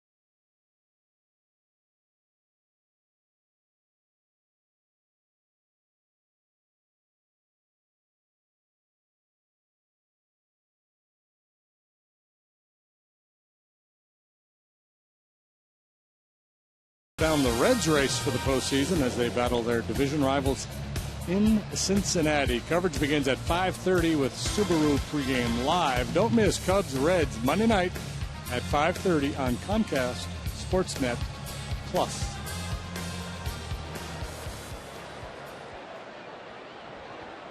Big crowd today.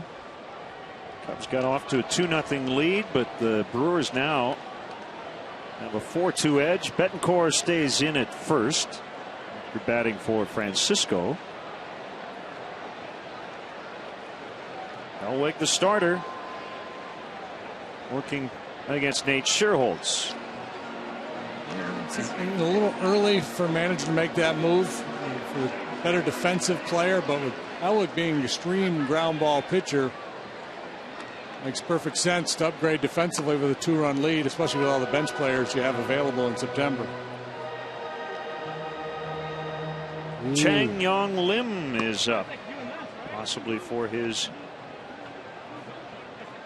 Major League and Cubs debut. Scherholz drives it in the air to center, but Schaefer on the spot. Pitching matchups for the Reds series. Travis Wood, the former Red, against Bronson Arroyo Monday night. Edwin Jackson and left-hander and Chicago area native Tony Cingrani just came off the DL. That'll be Tuesday night. And then Jeff Samardzija and Mike Leake in the series finale.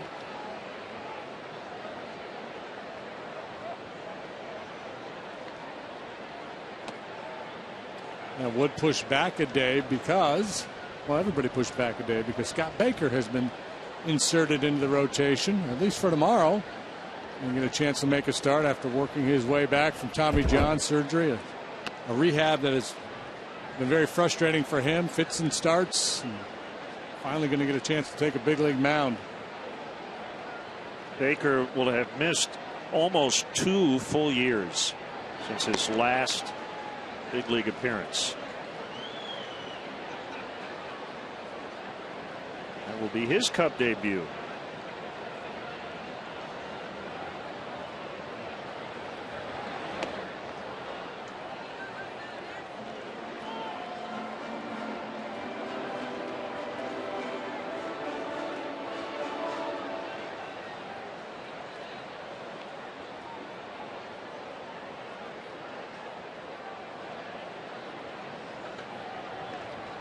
The 2-2 to Sweeney is off the plate in. Full count. Bogusevic is next. Got the whole outfield here. All left-handed hitters. 4, 5, and 6. Right, center, and left.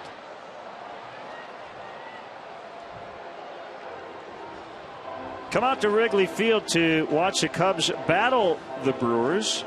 Tomorrow, September 8th at 1:20, in the first 5,000 kids 13 and younger get a Cubs chest protector backpack.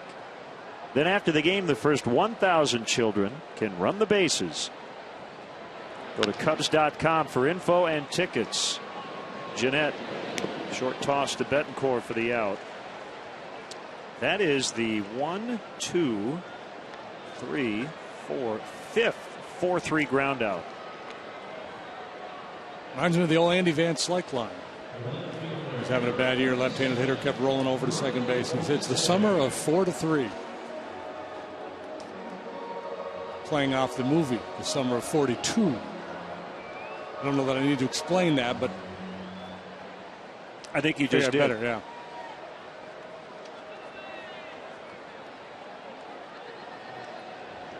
For all of those of you who got that reference without the explanation, I apologize.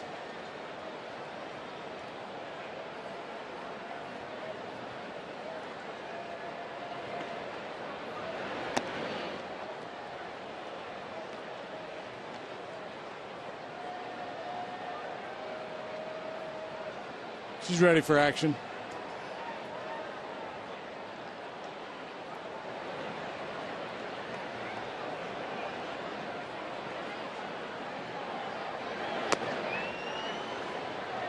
Bogusevic airs it out, 2-1. Croy, a tall guy for a catcher, but he has the ability to get small. He gives a good tight target back there and excellent at framing pitches. Important when you have as much movement as Hellwig does. Showed you that graphic earlier about the Brewers giving up all the home runs. If this guy's able to become a mainstay in their rotation next year, Willie Peralta with that power sinker, his home run numbers are likely to go down a good bit. Driven to deep right. Aoki will watch it go. And the Cubs are within one. After swinging and missing on consecutive pitches, Bogusevic squared one up. Like I said, if Elwood can be a mainstay in the rotation, those home run numbers are likely to go down, but not this time as Bogusevic continues his outstanding work. Forward home run replay, sinker, middle, down a little bit. He can get that low ball in the air. He goes low to high with that swing. Good high finish and a rocket into the seats. It is a one-run contest. And here's the other guy who's left the yard today, Valbuena.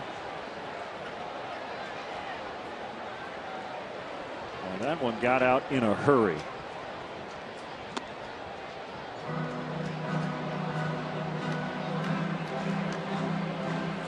Well, Sarge was in the booth with us last week. He said, think line drives, especially when the wind is blowing in. Wind not much of a factor right now. But line drives always play, don't they? Regardless of the conditions. Yeah. Oh, yeah. You look at the high average hitters in the game. They're usually the leaders in terms of line drive percentage.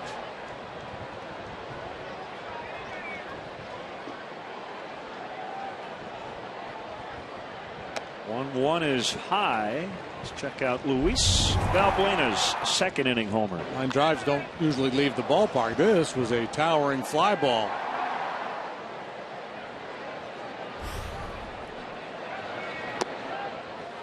Three and one. His next home run, he'll have a career high for a single season. And say that about a number of these Cub hitters, right? Shearholz, Navarro, Rizzo. What did he have last year? In the air. Caught by Schaefer. 4-3 now after 6.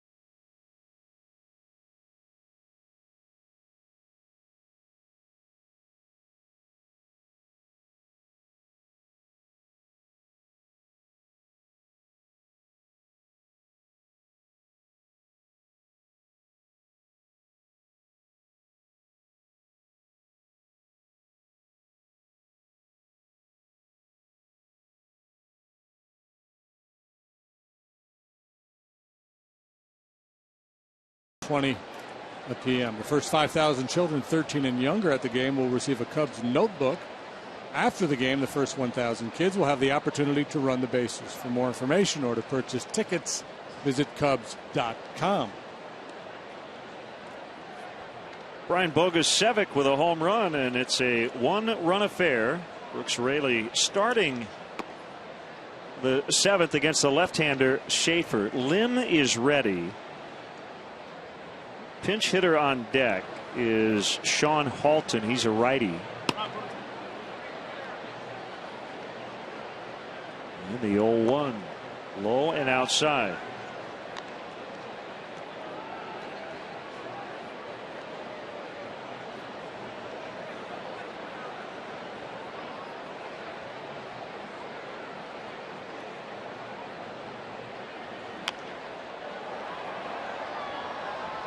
Biggest hit of the game belonging to Schaefer, a 3-run go-ahead triple in the 4th.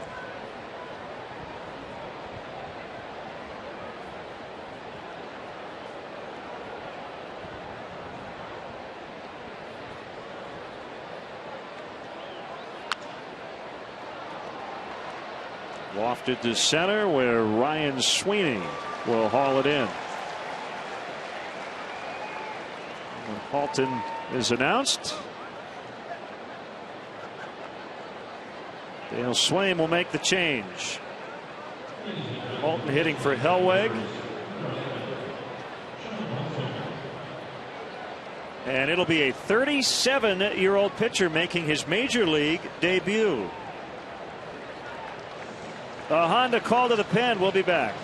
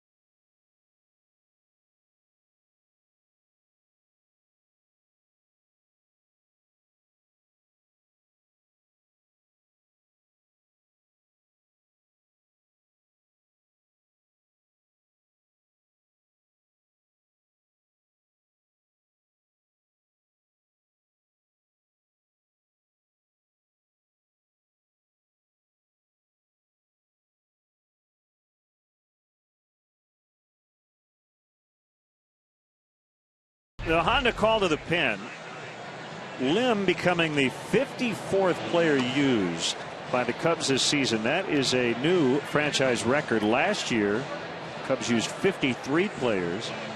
Lim also the 32nd player this season to make his Cubs debut this season. That's also a franchise record.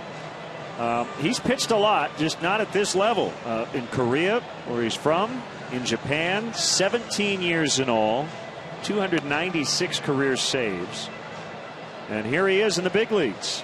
He used to be an extreme hard thrower from that sidearm delivery. He's had 2 Tommy John surgeries, so he's kind of a curiosity to see what he has left in the tank. Anxious to see what he features here.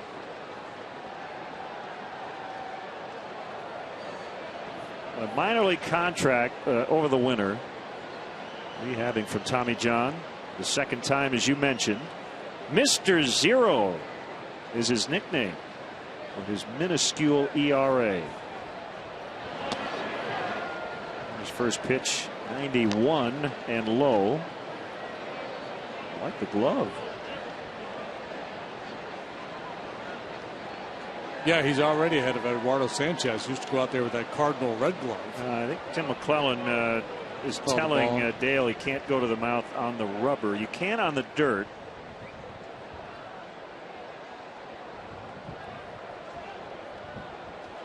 And now Castillo will go and tell him. He has an interpreter. Yes, he does. Who had started out, but he was called back in. Tae Kim is his interpreter.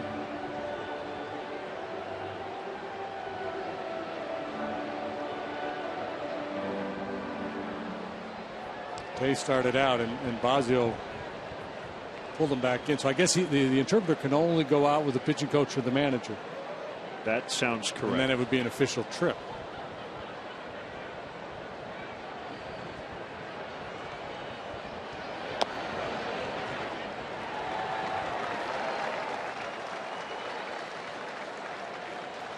One ball, one strike.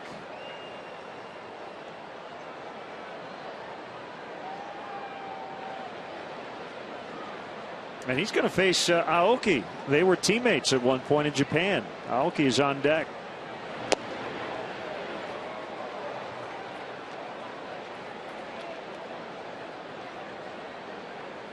A fair amount of Japanese media here at the ballpark covering Aoki.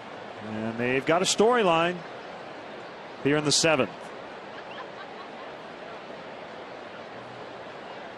And from Gwangju, South Korea.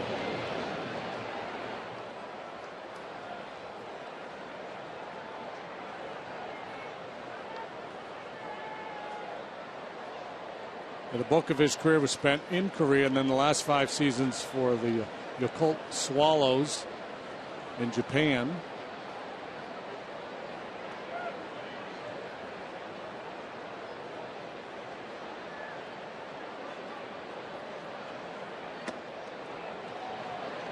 '93 and rising.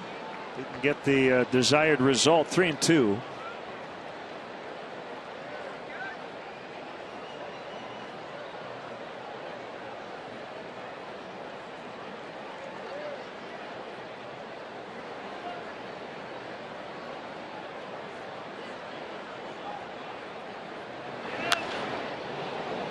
Lined through the Brewers bullpen.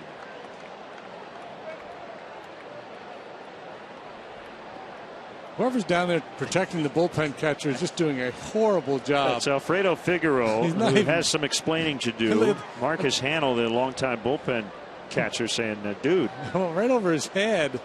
Figueroa was nowhere near in position to make a play.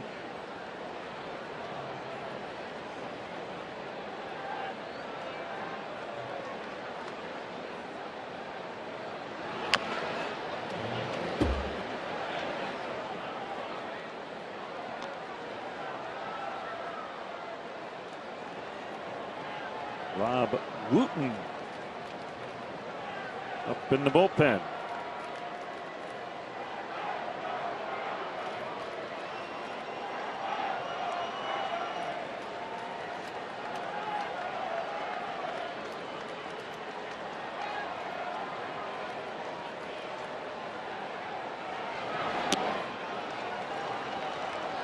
Ball 4.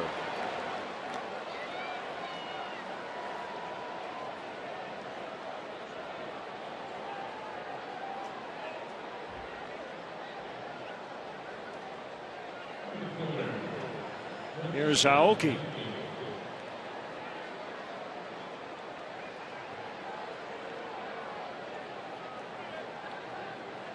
Lim wearing number 12, which was worn by Alfonso Soriano.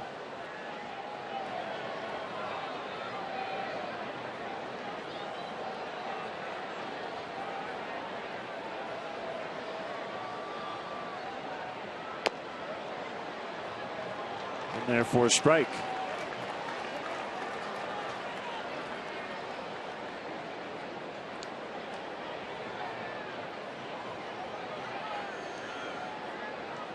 More stirring in the Cubs pen.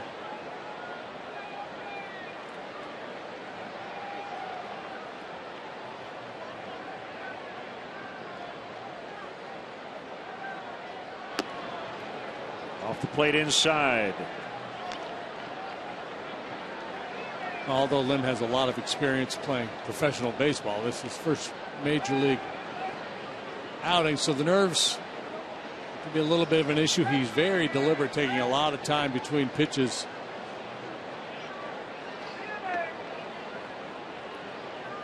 Short lead by Halton.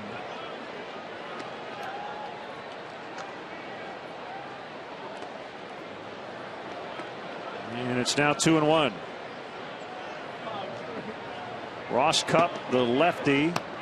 Cabrera, the right-hander. Aoki, a good guy to play a little hit and run with. Makes a lot of contact.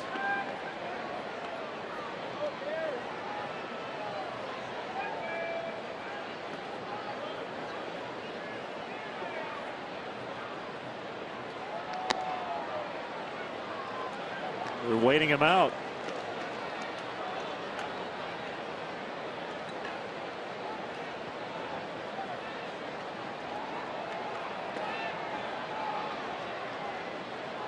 Lim was fairly tight-lipped when asked about his repertoire.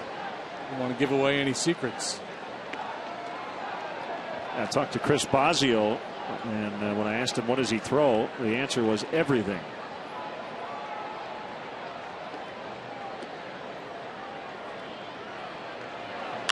One laced into left.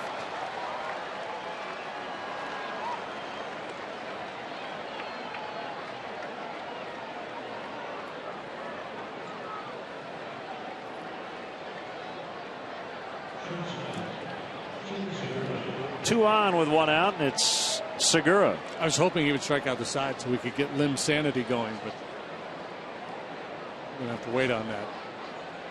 You're going to go out on a limb? There you go.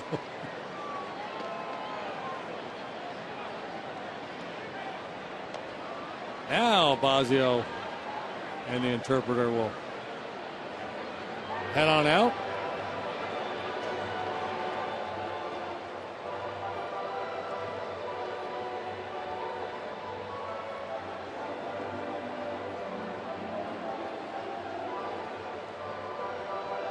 By the way, the radio dudes are going to do the seventh inning stretch.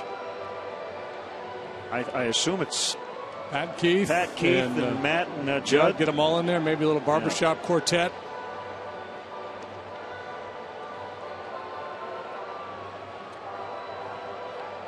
And in the booth between ours and theirs is visiting television, and Bill Schroeder celebrating a birthday today.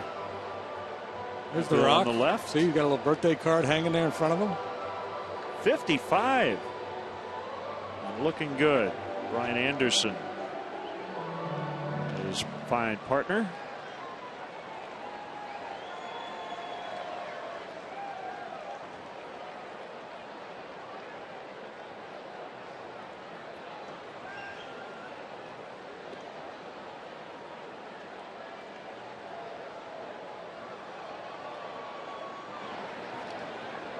So Segura with runners at first and second.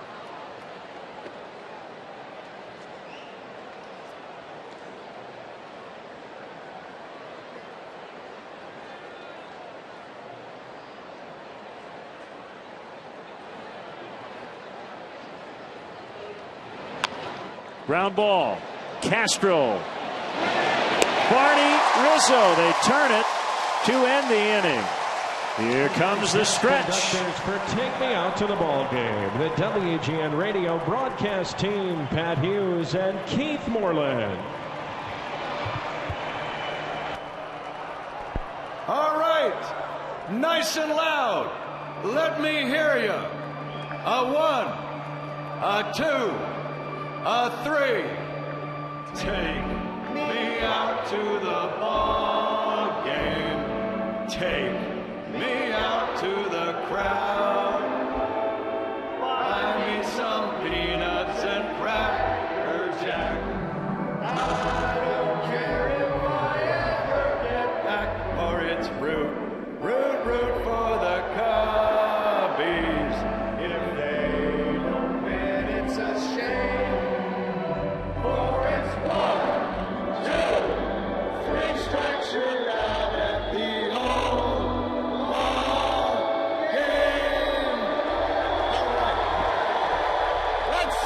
home run!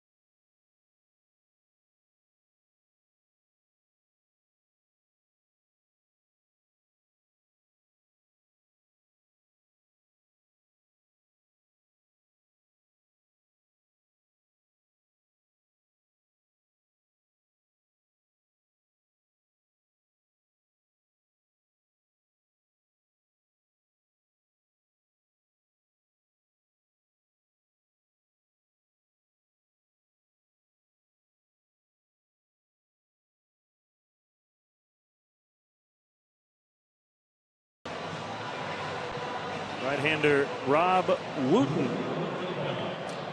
Well, Rob is working for the 19th time. He's 3-1 with a 3.32.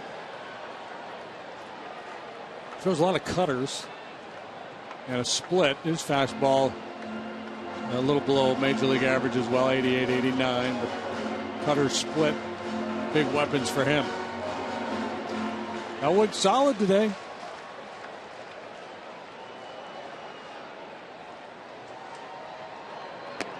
Castillo waves at a slider out of the zone for strike one. Junior Lake on deck to hit for Lim. A shaky start with a walk in the single, but then got the double play ball.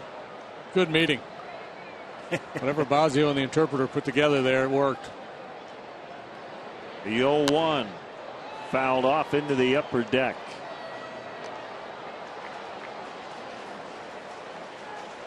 I was just glad to see that Lim didn't talk into his glove.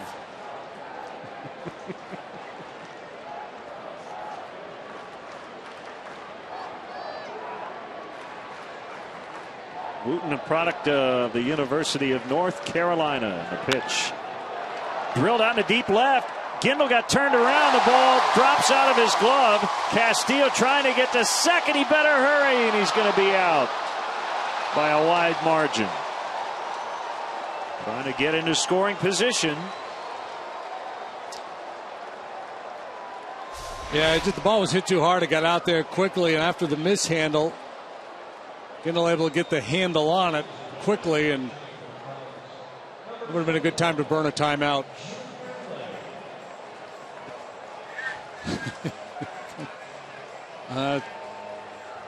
So an error on Gindel, but then he gets the assist.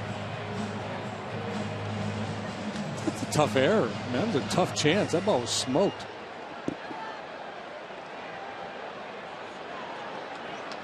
Here is Lake. Foul strike on Junior.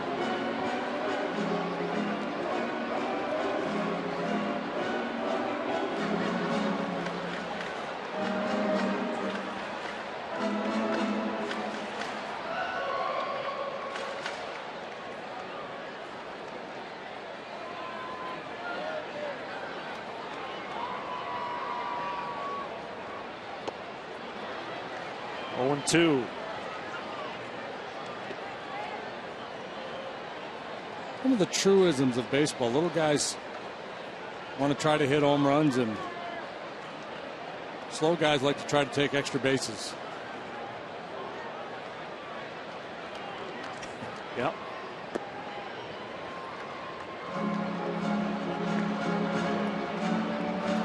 You're pushing your own limits, I guess.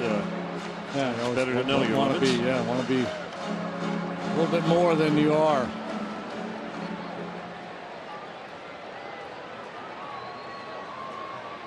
One and two on the rookie Junior Lake. The pitch. Bounded foul.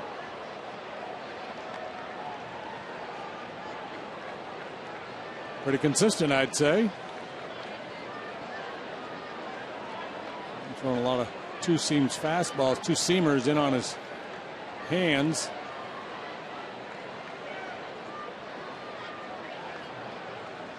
See what LaCroix does now.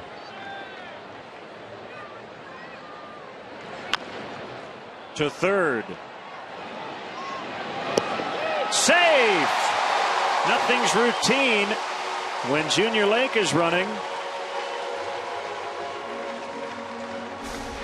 A bit of a smile there from Ramirez, as if to say that he thought he had him and Foster missed the call, but I think Junior was able to beat it.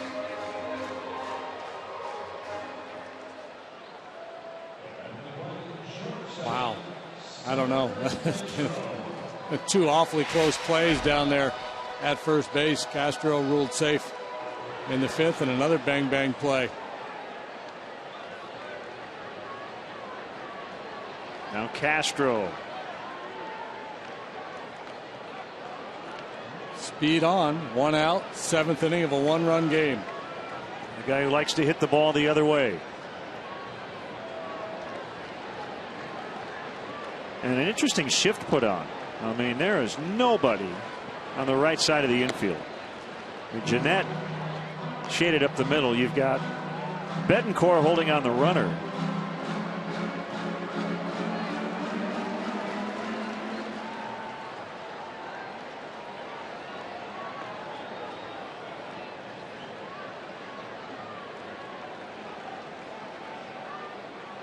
Runner goes, swing and a miss, throw to second, out.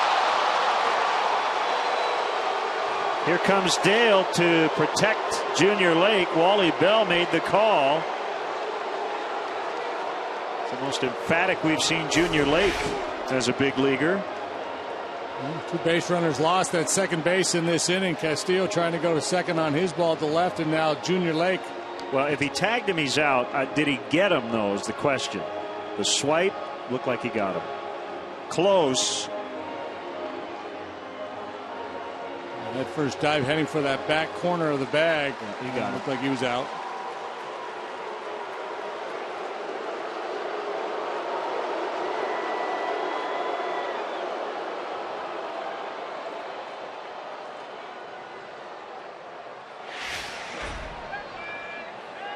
So 2 outs in the inning and 2 strikes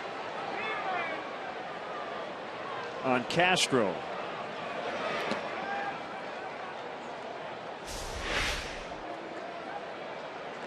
Watch the hand, and then right there he got him.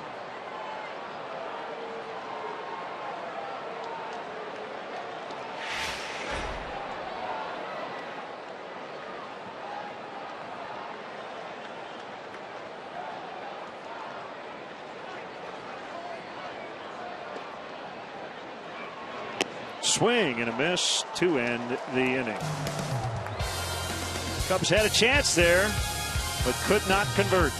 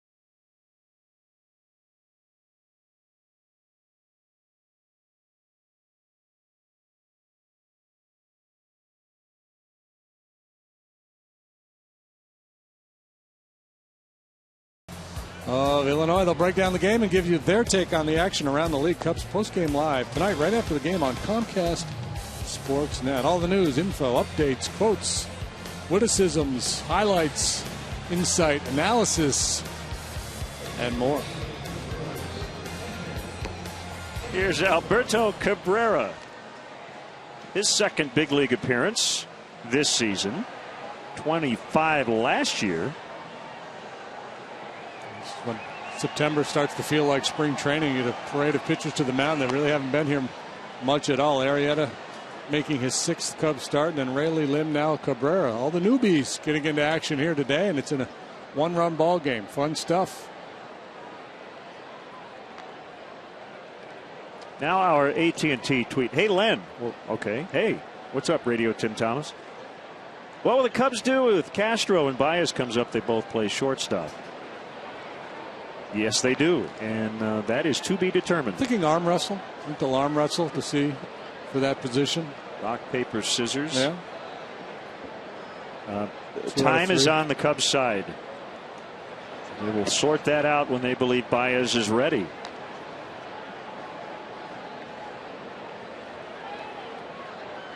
Yeah, there's room. You know, Baez is a player. He's been all over the field. He's done some catching as a kid. He's played third base, or it proves that he proves to be the superior shortstop. And Castro will have to move.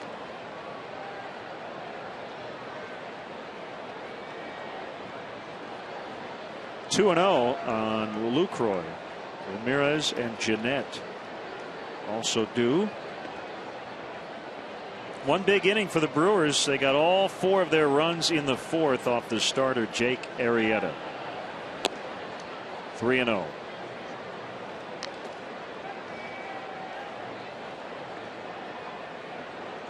Seeing a bit of a theme with a lot of the Cubs young pitchers, the hard throwers.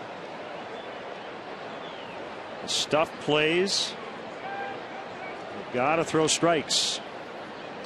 Cabrera last year, first taste in the big leagues, walked 18 men and 21 in the 3rd innings. It's too much. And the Dolly story is the same.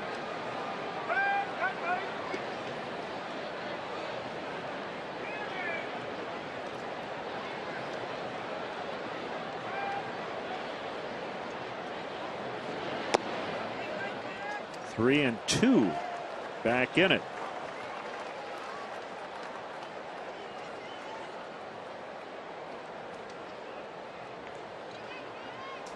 Cubs bullpen ERA 4.19, 14th of the 15 National League clubs. Better only than the Phillies.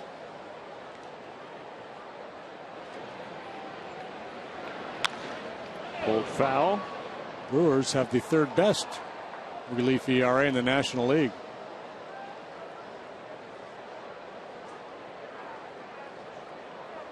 It's a significant upgrade over last year when they were dead last.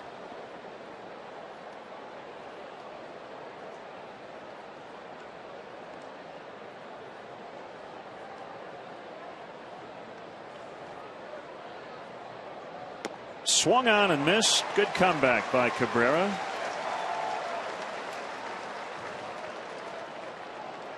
Construction for the 2014 spring training home of the Chicago Cubs is nearly complete. The new Mesa facility will have features reminiscent of Wrigley Field with a unique Arizona feel. Fans can place a $100 refundable deposit to secure their priority seating for season tickets.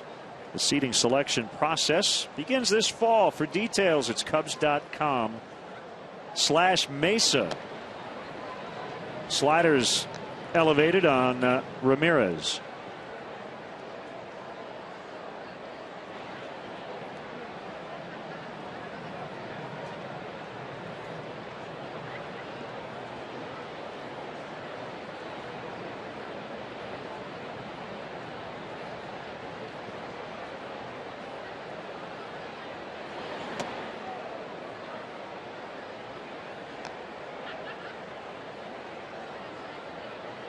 Short spurts, you can go 2-0, 3-0 on several hitters and work your way out of it, but not generally how you should go about it.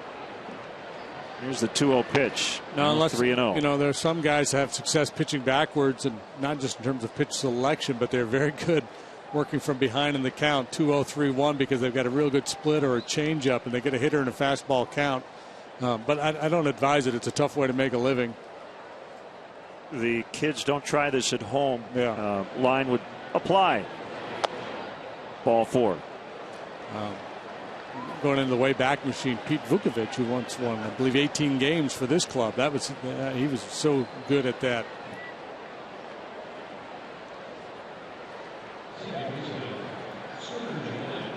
He was also a pretty good actor. Played Clu Hayward in Major League.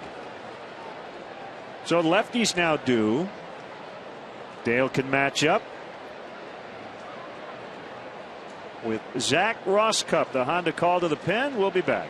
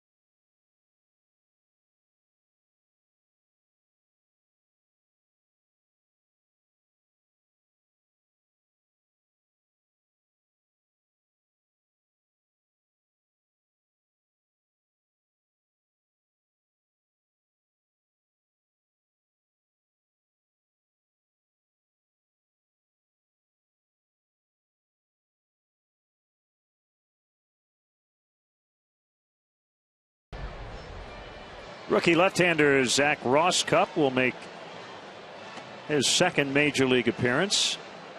Excellent numbers in the minors with Tennessee and Iowa. Yeah, the strikeout numbers really jump out at you. 83 punch-outs in 51 innings of work. 2/3 of an inning here on Tuesday against the Marlins.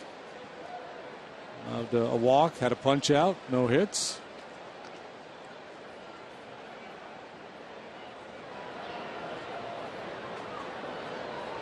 Scooter Gennett takes the at-bat. He's had very few against left-handed pitching this year. He has not done very well at all. 2 out of 19.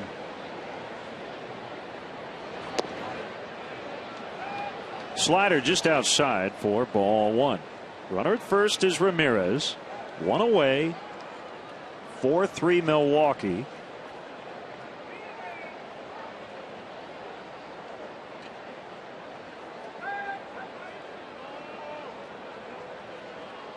Time call, the ball just got out of the Milwaukee pen.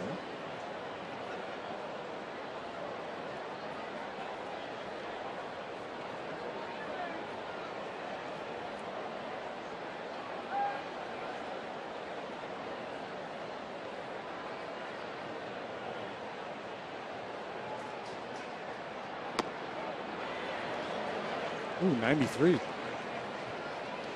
Good heater to go with that slider.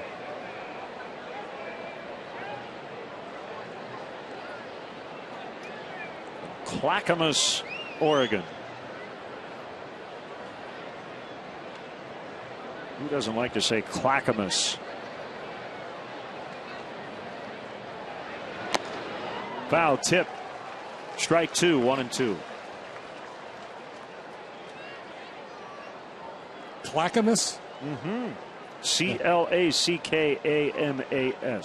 Sounds like it'd be in Oklahoma, doesn't it? More so than Oregon. Yeah, outside of Portland.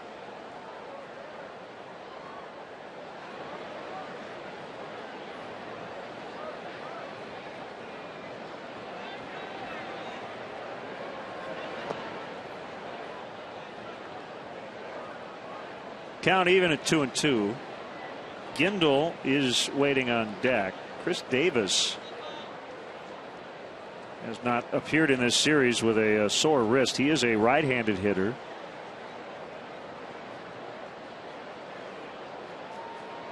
Assuming he's not available today.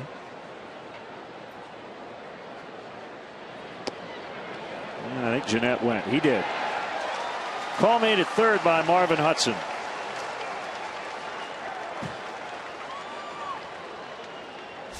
Two down. Jeanette's struggles against lefties continue.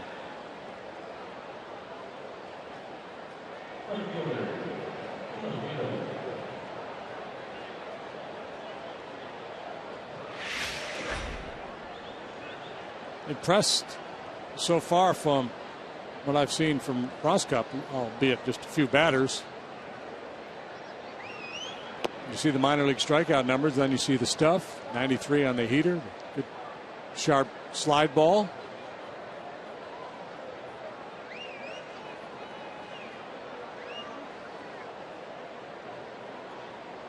Cubs looking for more options from the left side in the bullpen for next year. This guy looks like he's going to have a real good chance to claim one of those spots.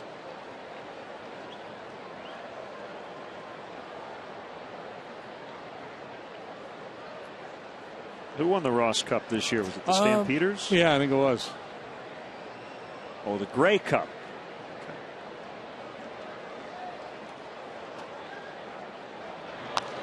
Fouled back by Gindel. 2-1. Ever been to a CFL game?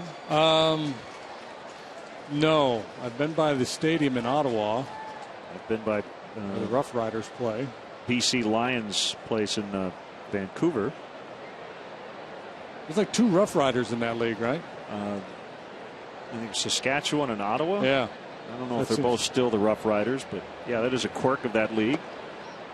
I mean, come on, CFL. You gotta be kidding me. Shake it up.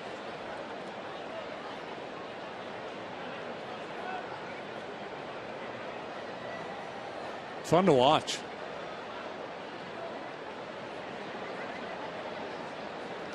Mark Trestman came from the CFL, Montreal.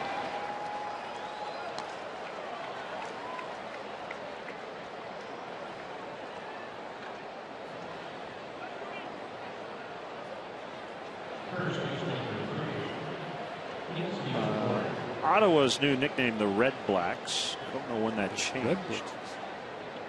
Well, how come they had to give up Rough Riders? Saskatchewan have a patent? We need to get to the bottom of this.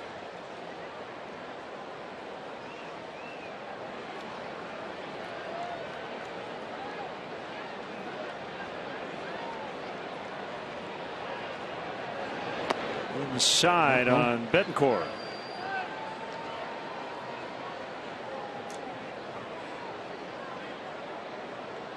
Strike zone's been fairly elusive today.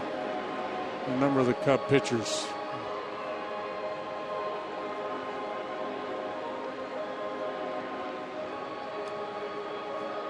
How about the Alouettes? You like the Alouettes? Sure. Yeah. Yes, I do. I had a Hamilton Tiger Cat helmet when I was a kid, believe it or not. So I went to visit my cousin who lived in Niagara Falls.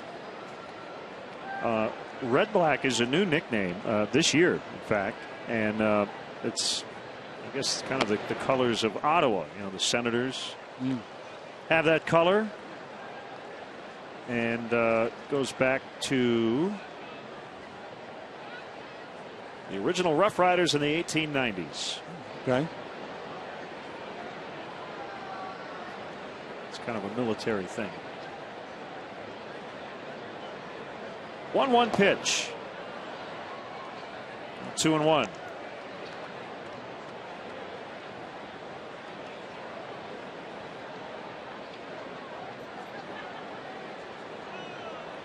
The Tiger Cats lead the BC Lions 34-22 with 9:12 to go in the fourth, if you're interested.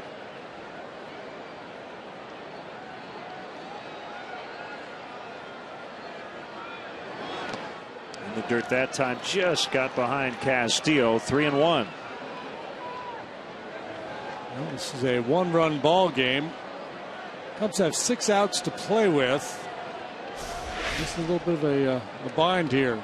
Couple men on, 3-1 count. He's got to make a pitch. Just gets a piece of that, so no advance on the bases.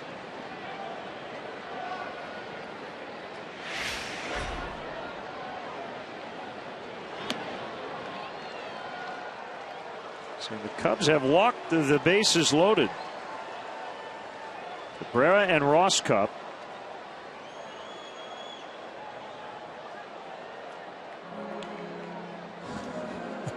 Just you can read Chris Basio's mind as he comes out of that dugout.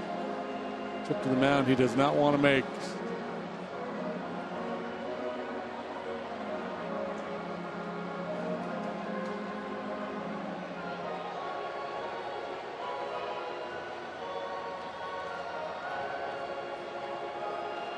Seven walks by Cub pitchers here this afternoon.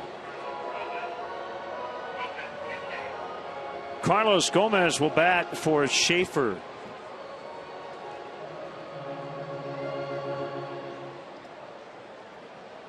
There it is, the Ottawa CFL team.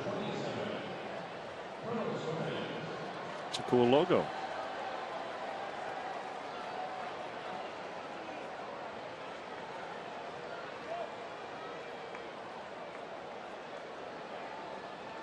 I guess when in doubt, just go with the team's colors.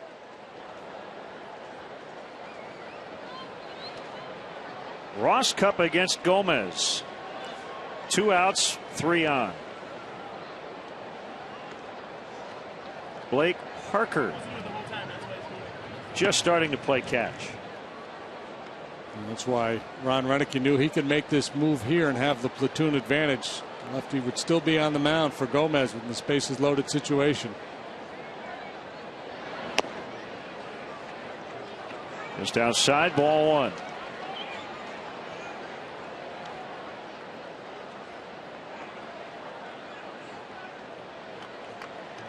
Pitching himself into a corner, much like Arrieta back in the 4th when he had to come in to Schaefer with that fastball with the bases loaded.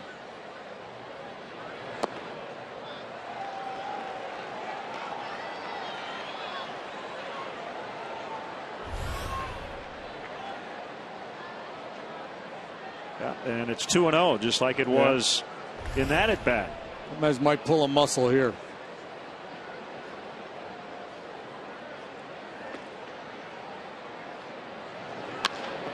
Line to center. It's going to hold up for Ryan Sweeney.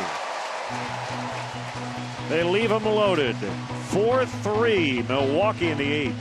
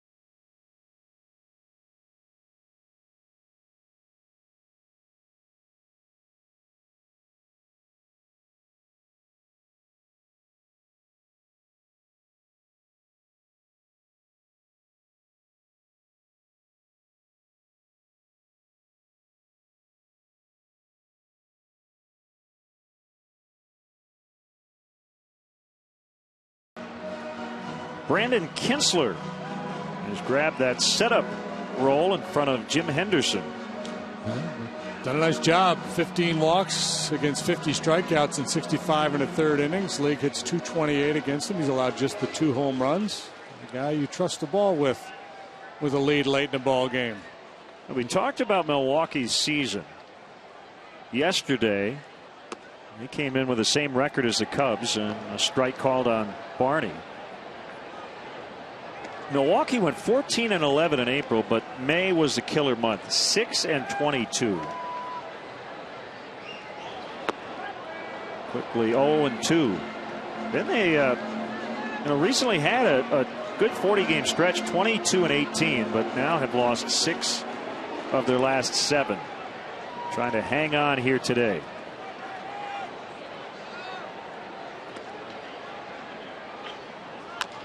A chopper that'll be picked up by Segura, gets rid of it quickly, and they get the out.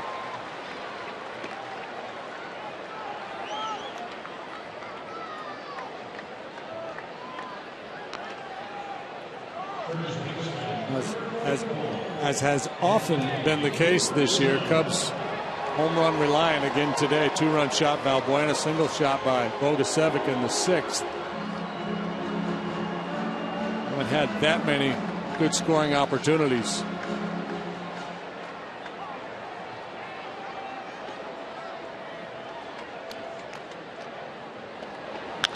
Rizzo to left. Gindel's got to play it on a hop. You could tell he was thinking about laying out, but did not want it to get by him and allow Rizzo to get into scoring position. Second hit for Anthony. He's 2 out of 4. A couple of hits yesterday as well. Single double yesterday. 2 singles here today. And right, good play by Gindel here. Unless you're sure, hanging on to a 1-run lead, can't afford to give up extra bases.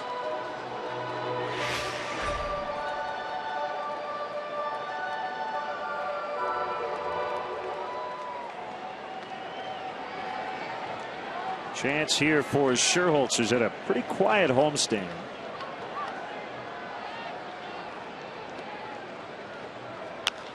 And he lines out, and it's a double play. Right to Betancourt, and Rizzo had nowhere to go. We go to the 9th, still 4-3.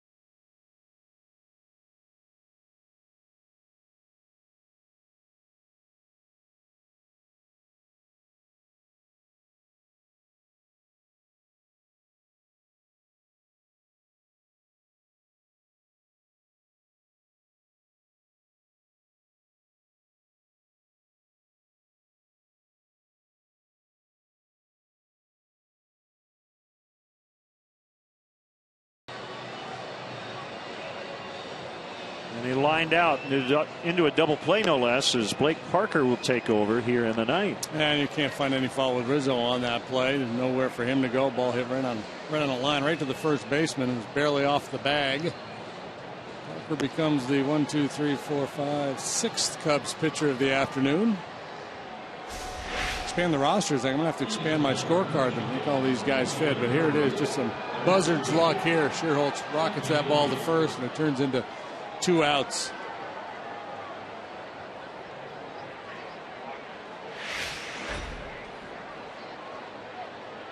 Jeff Bianchi will hit in the pitcher's spot.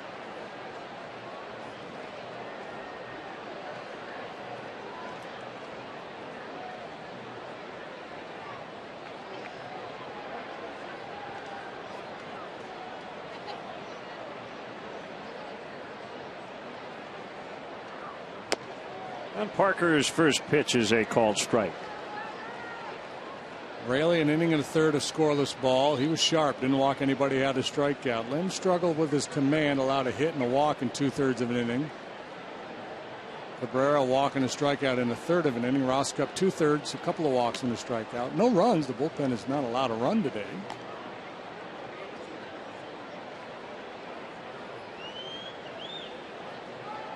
So it hasn't been real pretty, but effective.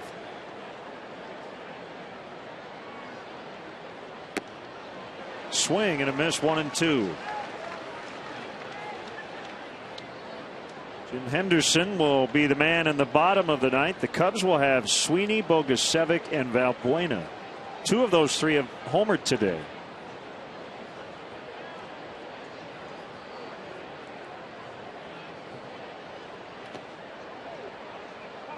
Looks like the pressure's on Ryan Sweeney to hit a home run.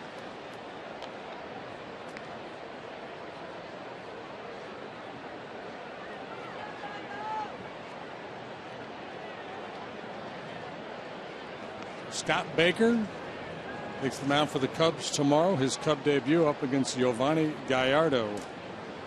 Got his record above 500. Gallardo's had a tough year. He's 10-9 now with a 4.31.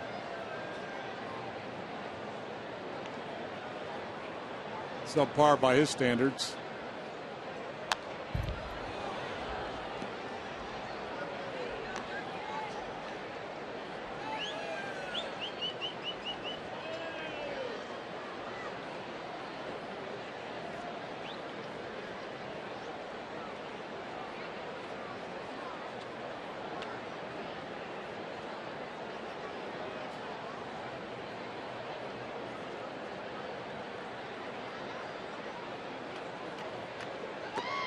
And he got him. Going to pitch in the dirt.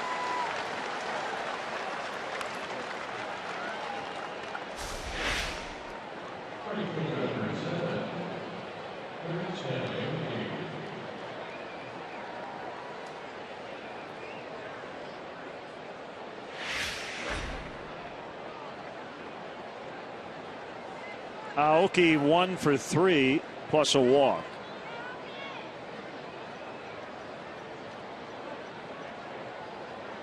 Valbuena in at third on the grass. Rizzo in a few steps at first. And strike one called by Tim McClellan.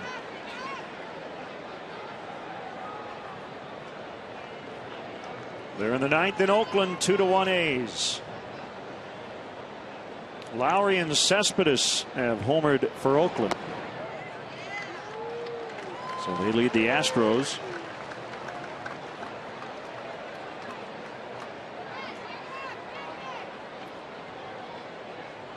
They're in the third in Cleveland, 6-1 Indians over the Mets. Nick Swisher with his 17th.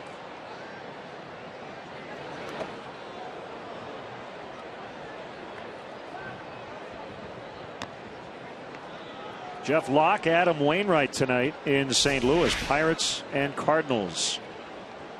Pirates with a half-game lead. Parker lucky that ball didn't hit Aoki in the foot. Been a cheap base to give up.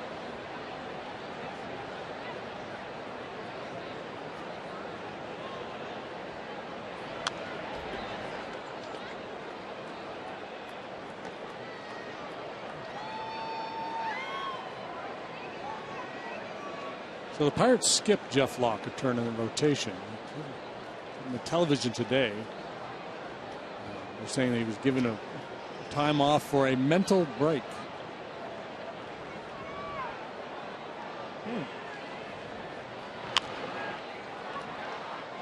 Castro can't make the play. It's an error on Starlin. Aoki lost his helmet.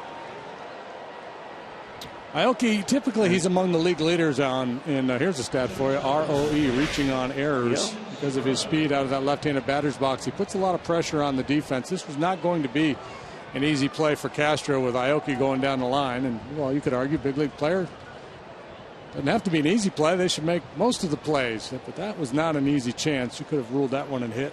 In my book, anyway, could have ruled that a hit or an error. Tough call for the scorer.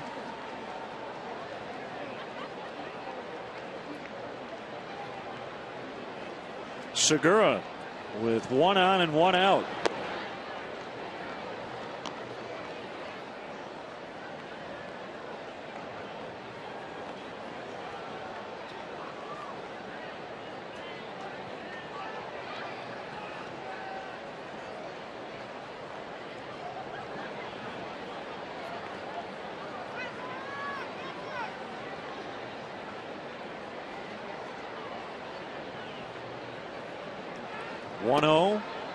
Now 2 balls, no strikes.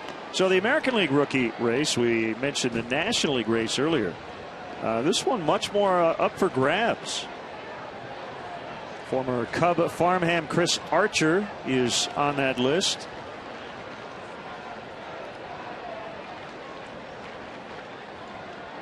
And he's pitching today. He's been in a little bit of a funk lately. I don't know, it's a tough race. I mean, they're really distinguishing themselves ahead of the pack over there in the AL. Not as deep a field as there is in the National League this year.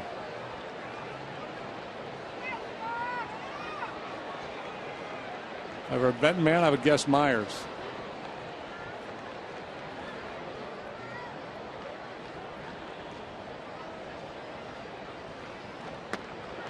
Two and one.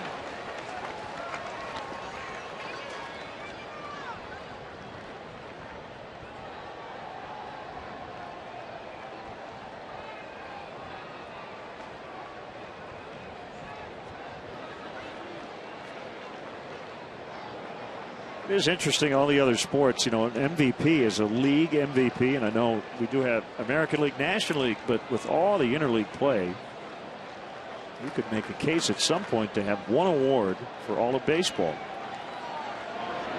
Gold Glove would be just one second baseman, one first baseman. Don't think it'll happen anytime soon, but just a thought. 2 down.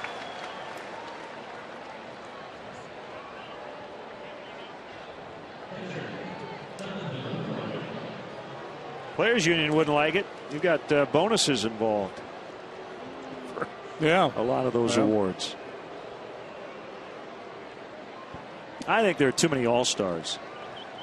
We're getting to the point with, I think it's 33, 34 per team plus injury replacements. I mean, you've got 40 All-Stars per league. Well, the big fear, right, is to run out of players like they did a few years back. So it happened once in how long they've been playing the All-Star game? It's late 20s, early 30s. Yeah. Of course, it was played differently. You know, it used to be the starting pitcher would go 3 innings routinely.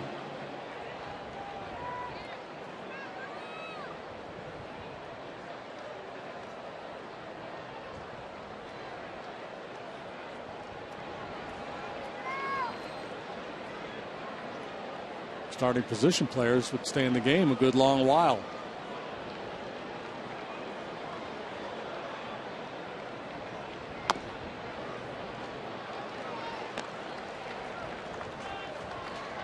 Well, yeah, the other question is, okay, it's an honor to be an All-Star, but now that the game quote counts, why can't managers just manage a game with the best players on their particular roster and manage it like a real game? Yeah, well, because they're stuck. They're in a conundrum here. Driven out into right center by Lucroy.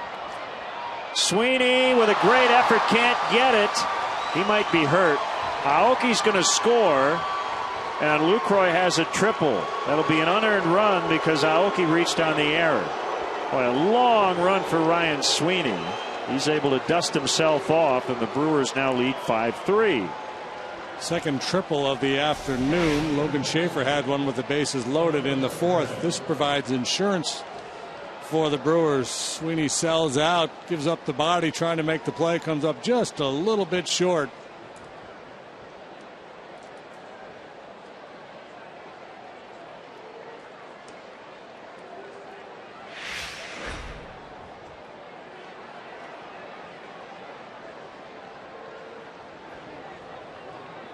Here's Ramirez.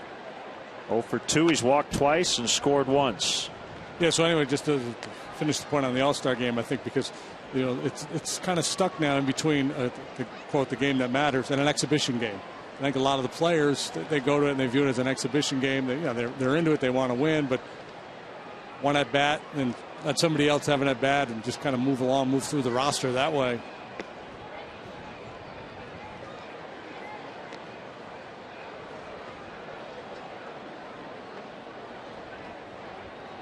It does feel like we're kind of caught in between when it comes to the All-Star game these days.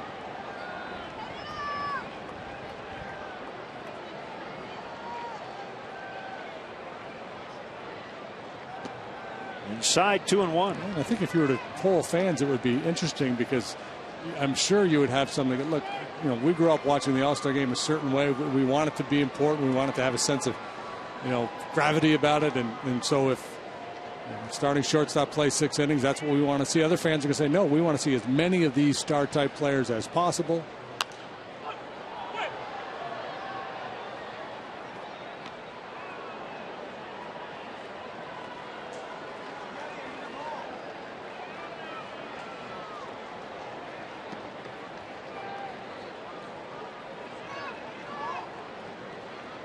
Two and 2 on Ramirez.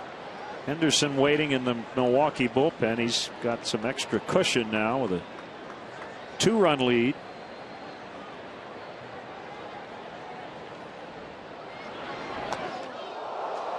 And Ramirez gets hit and a stare down of Parker. It's like Ramirez thinks it's on purpose.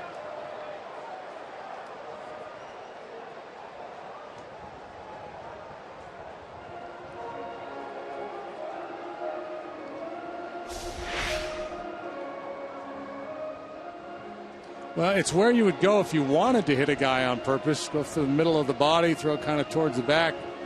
Almost impossible to get out of the way of this pitch. I don't think there'd be any motivation for Parker to hit him. I haven't seen anything that transpired in the last couple of days that would have the Cubs gunning for Ramirez.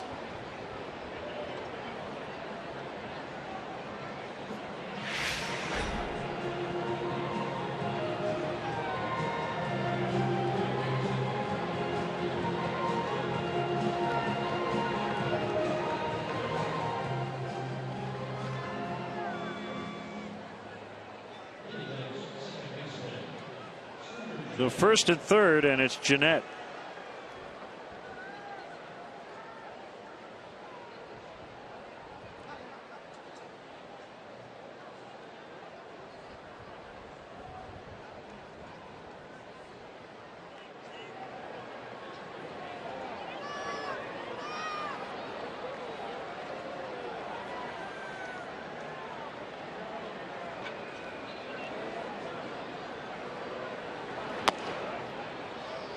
On the outside for a strike.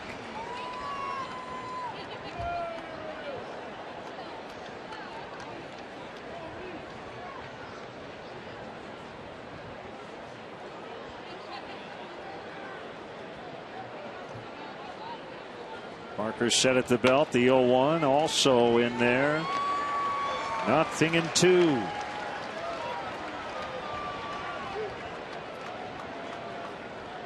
And that's from Sarasota, Florida.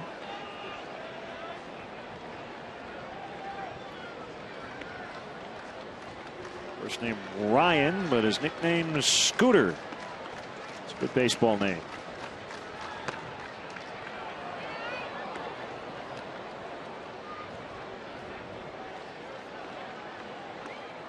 High average hitter throughout his minor league career and considered among the top Brewer prospects the last couple of seasons. Hector Rondon is up.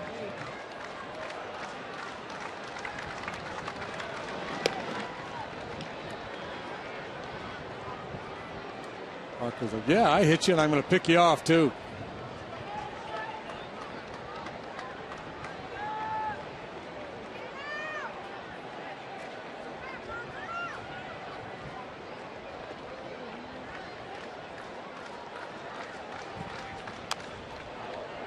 Jeanette went after the high one, able to foul it off. Still 1-2.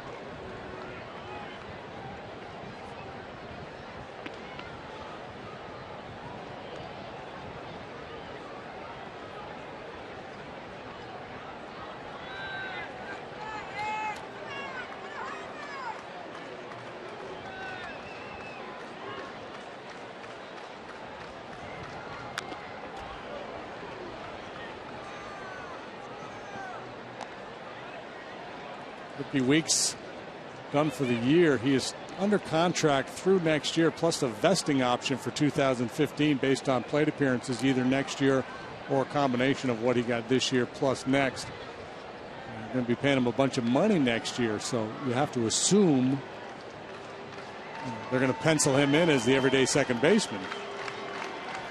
If he gets off to another really slow start, they might pull the plug.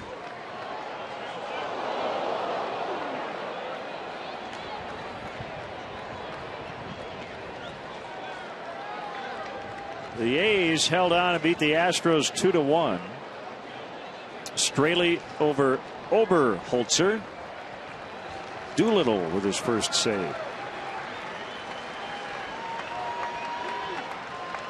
Ready for this? The Athletics have 46 home wins.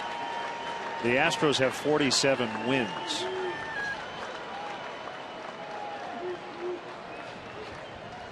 Swing and a miss. Strike three. The Brewers get an unearned run, however, now lead 5-3 as we go to the bottom of the ninth.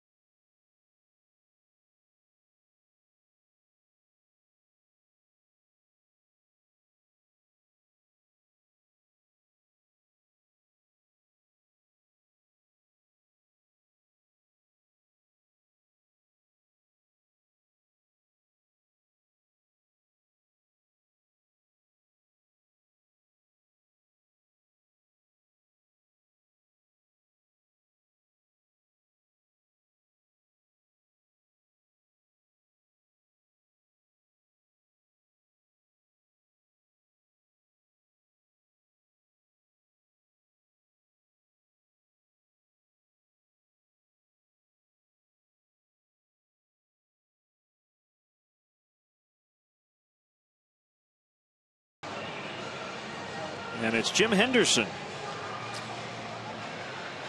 Big hard throwing right-hander. He's 3-5. He's got 22 saves and 26 tries. Coughed him up the last two appearances. Blown saves the last two times he has gone to the mound. Also suffered a loss in one of those games. A strikeout pitcher. It's a mid-90s fastball and a hard slider. Pretty much a two-pitch pitcher is Henderson. You know who he grew up rooting for? Hamilton Tiger the Cats? Calgary Stampeders. Oh, Stampeders. Yeah, from Alberta. Pitched in the Cubs system in 07 and 08. Missed most of 08 with right shoulder issues. Taken by the Montreal Expos. 26th round, 03. Facing Ryan Sweeney.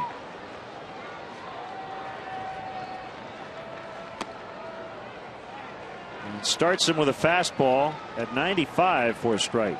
Yeah, he's allowed home runs in his last 2 outings, 3 of his last 4. That was a big insurance run the Brewers picked up in the top half of the 9th.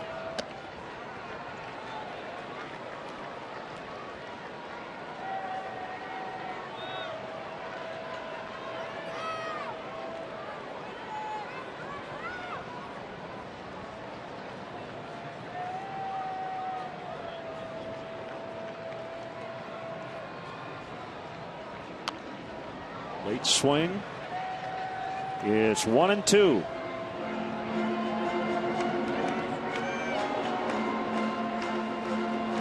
Rally cap time.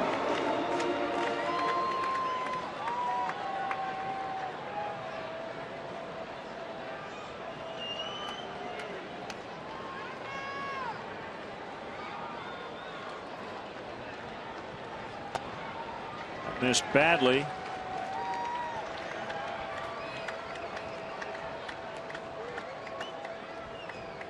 Anderson, a power pitcher with a high strikeout rate. He also has a fairly high walk rate. Works from the extreme first base side of the rubber and then steps the other way, steps towards third, works across his body a little bit. Sometimes he can drop down, get that arm angle, and the ball will just run way off the plate on him. Pretty long haul for Henderson. Did not make his major league debut until his 10th pro season. That was last year. He's pitched in Vermont, the Gulf Coast League, or Savannah, Potomac, Des Moines. Strikeout for the first out. Tennessee, Huntsville, Brevard County. He's pitched in Appleton, Wisconsin. Yeah, you know, his story obviously very interesting, and Kinsler, who preceded him, spent the better part of 3 years pitching an independent ball after originally signing with the Padres, was released, got hurt, and then went the independent ball route before being signed by the Brewers. Yeah, that's a strange baseball odyssey as well. Bogusevic homered his last time up. And he hits a fly ball out in the right center. Aoki will get it. Time for our GMC player of the game. Big blow in this one. A go-ahead 3-run triple off the bat of Logan Schaefer in the 4th inning. Yeah, it was single walk, and then he was behind in the count area. And it was 2 balls, no strikes on Schaefer. Had to come in, and Schaefer jumped all over that triple fastball.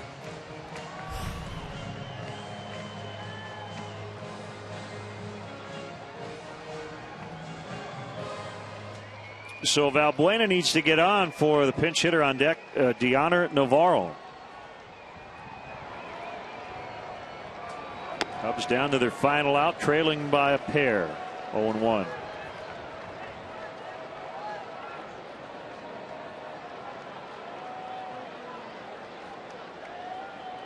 Henderson likely the final player drafted by the Montreal Expos to make his big league debut.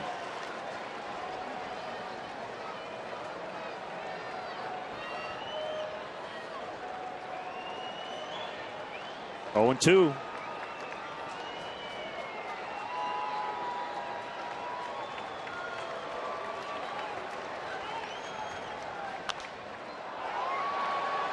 Foul territory, and Lucroy does not have a play.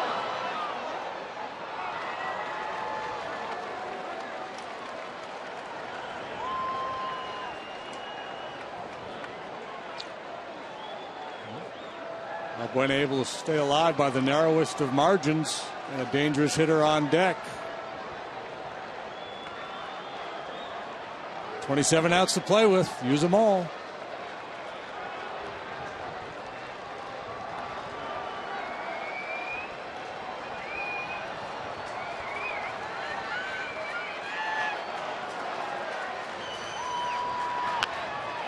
Center field, Gomez makes a tumbling catch, and the Brewers have evened up this series with a 5-3 victory today. Milwaukee's played really well on the road lately, and they have a chance tomorrow to extend a streak. Would go to 7 series on the road without losing one. It'll be the rubber match, and it'll be Scott Baker to make his Cubs debut. I'm very anxious to see what Scott Baker brings to the table tomorrow afternoon. Should be a lot of fun. Brewers just a little bit better today in every phase of the game. Better at bats, a little bit better pitching, and fine defense as well. So for JD and our entire crew, Len Casper saying so long from Wrigley Field. The final score, the Brewers 5, the Cubs 3. We're back with you on Monday night here on CSN. It'll be CSN Plus, Cubs and Reds, pregame coverage at 5:30. We're not done yet. Up next, Blue Cross Blue Shield Cubs post-game live.